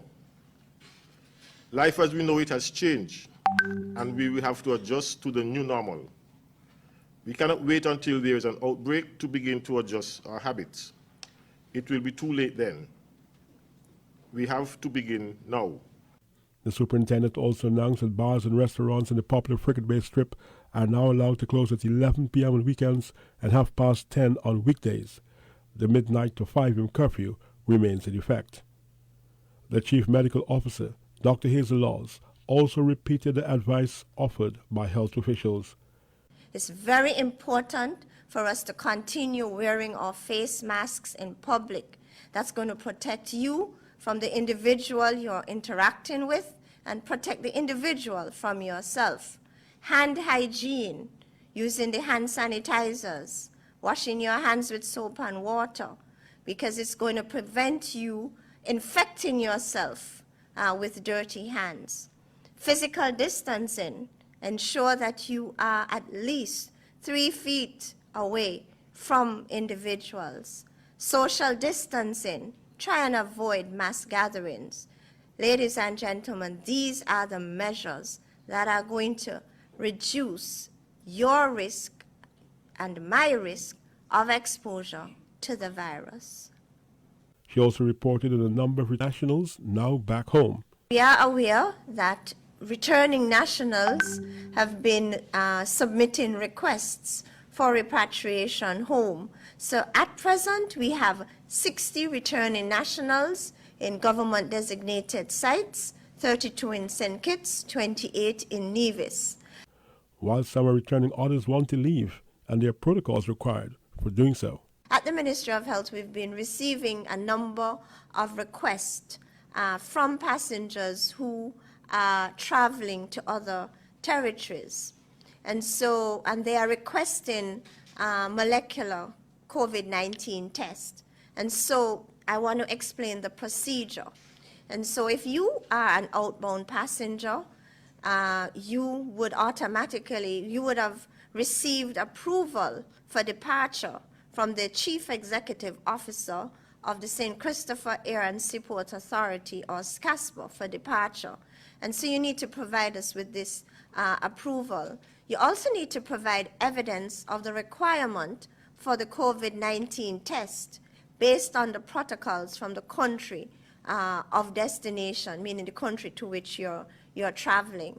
And so you need to send this information via email to Dr. Keisha Liddy, who is our Director of Community Health Services. And then your molecular PCR test will be scheduled by the public health team.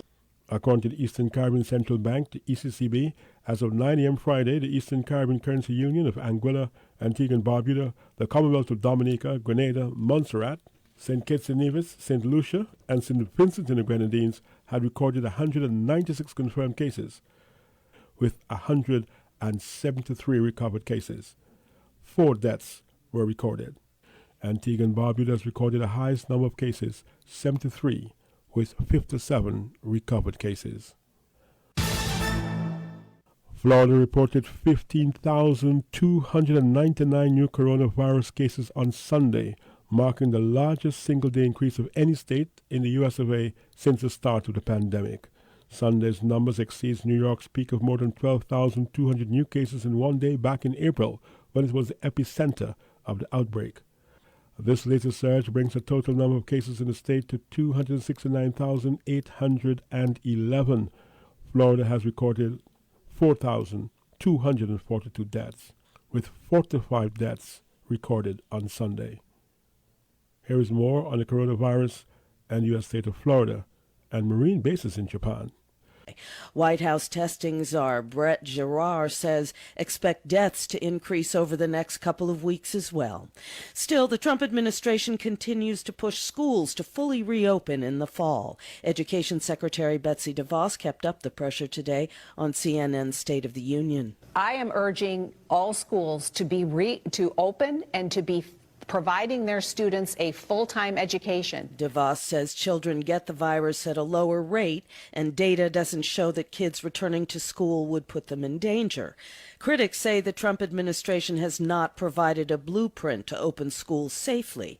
Public health experts continue to warn controlling the spread of the virus continues to be a priority until a vaccine is available. 2 U.S. Marine bases in Japan are in lockdown because of a spike in coronavirus cases. NPR's Anthony Kuhn reports Japanese authorities are now demanding an explanation and transparency. Marine Corps Air Station Futenma and Camp Hansen on the island of Okinawa were locked down after 61 infections were reported last week. At a press conference Saturday, Okinawa Governor Denny Tamaki said he was shocked at what U.S. forces told him about the infections. He added, "We have strong doubts about U.S. measures to prevent the spread of the virus." He noted that some U.S. military personnel had headed downtown or to beaches for 4th of July parties. In a phone call with the head of U.S. forces on Okinawa, Tamaki demanded tougher measures, including stopping the deployment of personnel from the U.S. mainland to Okinawa. Anthony Kuhn, NPR News, Seoul. This Al Jazeera report on the U.S. president's claim that the number of COVID cases were rising because more tests were being conducted. It's a lie to President Trump's claim that there's an increase in these cases because of increased testing. These statistics indicate that no, that is not the case, that what is happening is that the virus is spreading quicker.